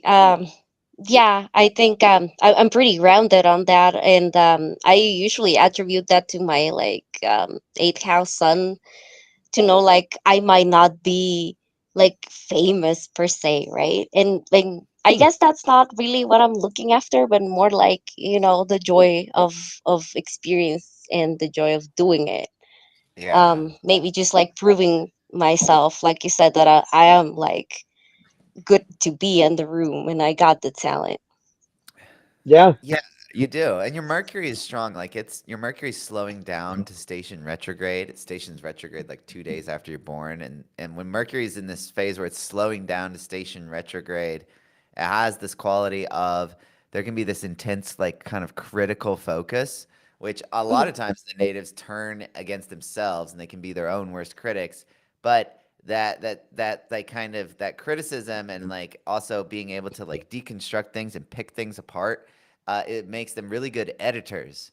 And so, if you don't like the work that you write at first, I think you'd naturally be a strong editor. And so, you should always go back and revisit old things you've written, and you Mhm. might be able to edit that into something really good. All right, I would even cool. take Yeah, it a that's step a good further. idea. I do. You might find Mhm. that you like editing more than you like writing and creating. Um, and a good editor is a godsend. Good writers are a dime a dozen. I mean, who gives a shit? But a good editor is a true miracle. So if you do find that you like the editing and the artistry of editing and putting pieces together and thinking about it in that context, please lead into that. There is no shortage of editors. Please, please, please. Okay, cool. Yeah, it's an interesting idea. I've never like really thought about it, but I mean, I've applied it in like translation, right? But yeah, Sure. it could be. Yeah, translation is in many ways a form of editing, and even translating works is also incredibly valuable. I've talked to people about this a lot. Translate Spanish occult texts into English, in and of it would be quite valuable. Especially we're talking about like Iberian Spanish works. There's a ton of them that are just not in the English canon. Well, who's the guy with the? I mean, Olomi, most of his career is just translating the texts into English. So, creative work does not always need to be original to be valuable and worthwhile and still scratch that creative itch. So, I think as you play with those areas, being broad in your imagination might pay off. Yay, thank you. Yeah, definitely. It's actually something I've thought about at some point. Um, Now that you mentioned like translating occult texts, back in the day, I was translating Robert Anton Wilson, um, Prometheus Rising. That had been like tried to translate to Spanish, but it was sloppy. So I was like, you know what? I'm gonna translate this for free, whatever. So I might start charging them. Yeah, certainly. I mean, Brian Johnson is. I only remember him by name because he sent me a book once to review. Does a lot of translating. I mean, Chris Brennan, who's arguably one of the more famous astrologers of the era, um, his works are not original. He just translated texts that weren't available and made them accessible. Um, Hugely valuable. To go back to selling my book as we're wrapping up here, one of the things that I find very exciting about magic, and I think people should be excited about, is that we are in a golden era of magic that has never existed ever in human history. We have access to traditions and communication and knowledge from thousands of years ago all over the world. And for the first time, are really starting to mix that in a way that has never happened. I think very exciting things will come from that. So, anything you can do to help the capital G, capital W, great work in that context, I certainly would be grateful for. Yes, yes. And yeah, check out Cooper's book. It's called Beyond the Horizon: The Modern Seeker's Guide to Meaning, Mystery, and Magic. Kind of a how-to guide on magic. Check out the earlier part of the stream. I interviewed Cooper about his book and his life, and we talked about magic for a bit. Um, we should wrap up, but we have been going about 3 hours. There is the only other thing I wanted to ask this, one last thing I wanted to ask this person before she goes. When you were a child, did you have a lisp? Or, yeah, a lisp or a stutter? Something like that? Uh, no, but I was pretty introverted. Right. So, yeah. Okay. What about any kind, do you have any like dental worth or teeth problems? No, maybe just like now, right? After Saturn return, which was Oh, pretty yeah, the classic, teeth part's not in childhood. That's more generally. Yeah. right? Yeah, I mean, just like yeah, after Saturn return, after I had my kids, um, Mm, I had now I'm missing two teeth. okay. Hmm. Interesting. Um, okay, well, thanks for calling in. Um, yeah, it was fun to read your chart. Yay! Thank you guys again. I've heard a lot of these, and I've always wanted to join, but never Aw, had the chance. I'm But glad thank you you got so to much. join. Yeah, glad you got to join. I'm also a big Awesome. fan of Cooper, so oh my god, thank you. It's been great to I talk have to you a, guys. And if you ever want to translate your book to Spanish, hit me up. I would Sounds good. We will. happy to talk about it. Feel free to shoot me a DM. All right, thank you guys. Have a nice night. You too. Thanks, you too. Bye-bye. Coop, you're in the dark. Do you have a candle like burning? I Are you do. outside? I thought it was going to be a great idea, and then this went for 3 hours, and it got dark. Yeah. Congratulations Yeah, on your book, and I'm sorry that I had to miss your interview with Alex. I had to jump on another call, but now Hey, we're no back, problem. and I now it's appreciate it. time to wrap up. Thank you. yeah, back just in time for the end. Did we talk about Candace Owens' chart at all? Did you guys manage to We kind of did take some? briefly. We did. did Yeah, briefly. you'll have to go back because it was exactly what you would expect it to be. Yeah. Uh, Did we determine that she's a Leo rising? Do we know this? Well, so Right. we were trying to determine. We thought either Taurus or Leo rising. That's what we came down She's a to. Taurus sun. Yeah, but we thought. Hmm. Yeah, but I could see that Aquarius moon being in the seventh house. You know what I mean with her. I feel Uh-huh. like her and I may have very similar charts. I really like her a lot. I just like This that is she new. doubles down, you know? She's like not afraid to double Oh, down. She knows that she's lying and she's doubling down. yeah, the She's fixed like placements she's here. not afraid to double down. Yeah, I just, yeah. She's the like, she's only been on cardinal the, placement is in Capricorn.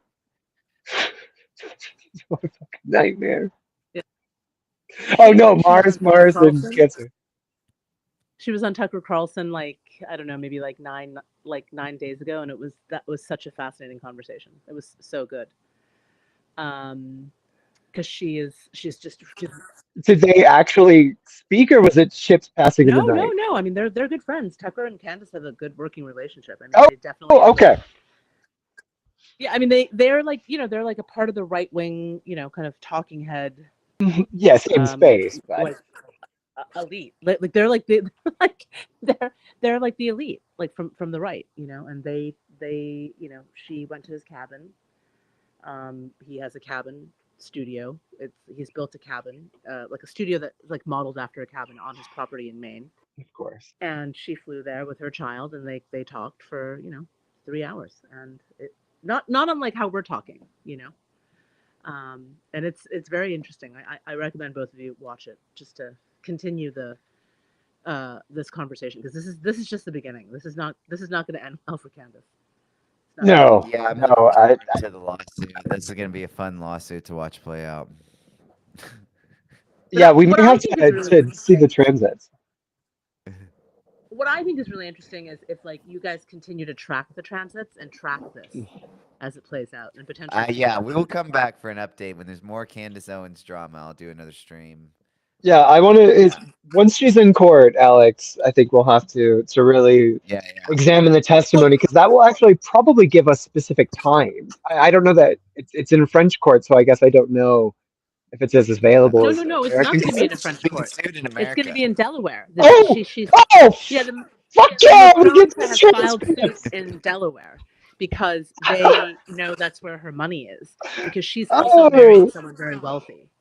So Witchy like Court they're all TV. of their trusts, all of their money is domiciled in holding companies in Delaware. So the discovery part of it is going to be really fascinating for sure. Maybe we'll get a clue as to Cooper's theory that Jean-Michel Trogneau is Brigitte's Emmanuel Macron's secret lover and not Brigitte. Yeah, I don't think that theory, honestly, I don't think that theory is not grounded in some kernel of truth. I think that, like, if you look at their charts, it's perversion. There's Absolutely. perversion all around. There's sexual deviance and perversion. These people all have perversions in their charts. It's very Yeah. clear. Yeah, That's it's the great, common isn't theme. So. Yeah. I mean, this guy. Well, we don't know his birth time, but Who's that guy? Macron. That's Jean-Michel. Here's Macron. Mm-hmm. Look at that North Node. You know who has a North Node in the 8th house? Whose chart I was looking at earlier? Gavin Newsom. Gavin Newsom also has his North Node in the 8th house. People who have that placement are fascinating to me. Oh yeah, there really That is so is just something dark about it.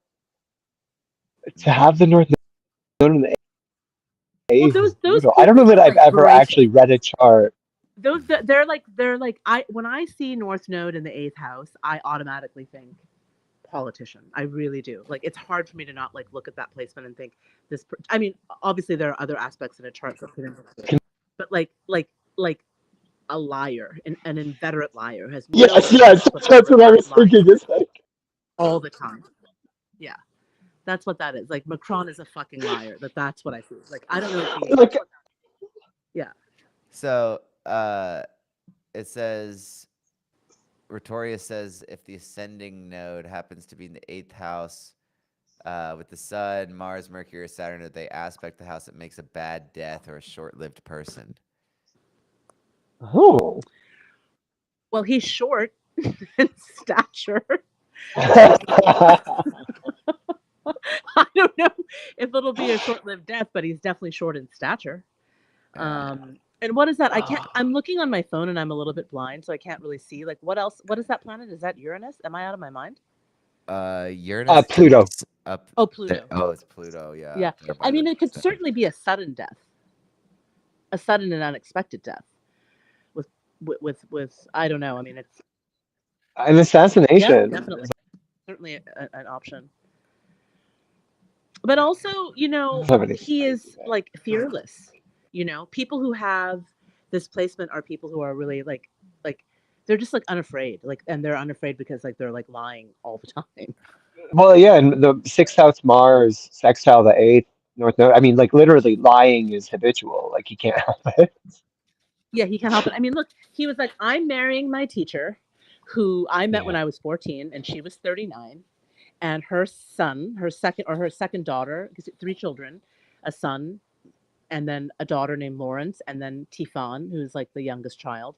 The second daughter was schoolmates with him. Like they were in the same class at that Not your school. So youngest like, child. yeah, like and years later, they got married, and he created. This was after he already began his career in politics, and now he's the president of France. I mean, he's kind of a scary guy. I don't know if he's like, Macron. yeah, he's kind of a scary guy. I've always like thought of him as sort of a scary guy. Like I wouldn't want to like tussle with him. And this is why like I think Candace Owens is like really, even though she herself, is coming into this like fight, with her knives drawn, I just don't think she understands like who she's up against.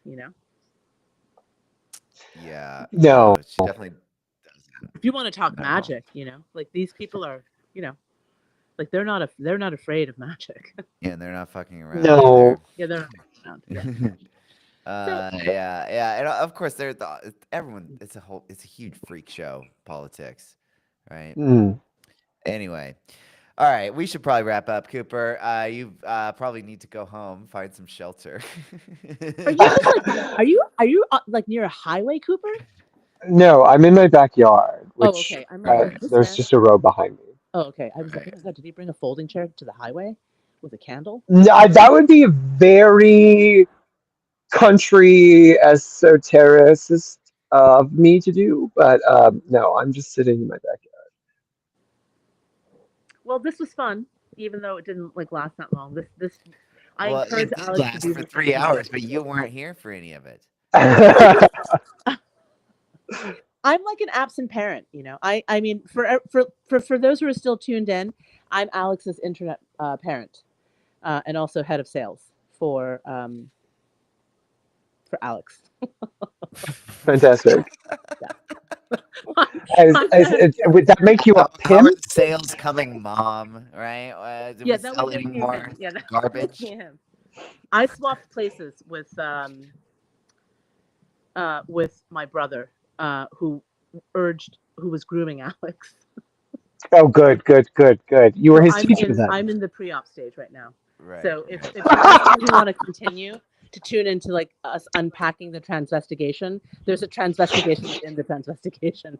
For those of you who Yeah, are we've actually unpacked the truth of the transvestigation is that yeah. Candace Owens was just channeling you, and she mistook it for Macron and his wife. I love Anything is possible. But listen, we're gonna do this again. I hope, right? Yes. I mean, how yes. many And did people a enjoy? couple- Drop a comment in the chat. Did you guys enjoy this? Yeah. Did you guys like it? I'm gonna try and do more videos like this where we talk about topics that are trending and stuff. Also, in a couple of weeks, I am gonna do a live with Empress Atlantis because I'm gonna be in. We're both gonna be in Los Angeles, so we're Oh, gonna try that's and going to be amazing. do so. We're gonna try and set up a astrology chart reading Hey, booth on Venice Beach and broadcast that and see what kind of weirdos we can read for on in Venice. That's the tentative plan. Not sure when it's gonna happen. I need to get to Los Angeles first and link up with her, and we'll sort it out. Wait, you're gonna like broadcast a live on the beach with with Empress? Yeah, that's what our plan is. Yeah, that's a great idea. that Yeah. actually sounds like a blast. I'd get some vertical video so you can put it on other platforms. Yeah, I know the vertical video shit. You Actually, you this just this need as a this is photographer. working. I like this actually. I like wanted this to happen because I kind of wanted to see how this would like look. Because I'm thinking about things a lot Yeah. all the time, and this actually is interesting because it has sort of like a Twitch feel to it. I this people need to get off this website. I mean, this website is not. It's broken. It's broken, and it doesn't really work. And but I think there's some. But I have a lot of I Yeah, have followers here, and I know on other places. So yeah. Yeah, but you're just going to tell and your I'm not followers to put go the to the effort other in. and build a phone. Yeah. All right. Well, yeah, that's true. All right. Well, let's stop. And we can keep chatting if we want behind the scenes, but I think let's end the stream. Thank everyone for coming and watching the show. Remember, go check out Cooper. His ad is at Witch King Coop. Check out the book Beyond the Horizon. He's a great magician, and yeah, if you know me, you know I don't go around complimenting other magicians like hardly ever. So, My praise. yeah, go check him out. Awesome. Thank you so much. I had a lot of fun. I appreciate you having We on me should on. stay on though, the three of us, so we can just shoot the shit because I drank a Yeah, lot of yeah, coffee. we'll stay It's on. really All why. right, I'm just gonna end Well, it. All right, thanks, guys. I actually Do have to not go, leave. but Do not Yeah, leave Cooper the probably has highway. to go, but just Stay call in me. front of the Just highway with your folding chair. Stay with the folding chair. yeah. Well, I'll call you. I'll call you. All right. What are we ending the stream? How's this happening now? Like, what are we Yeah, doing? we're ending the stream. God damn.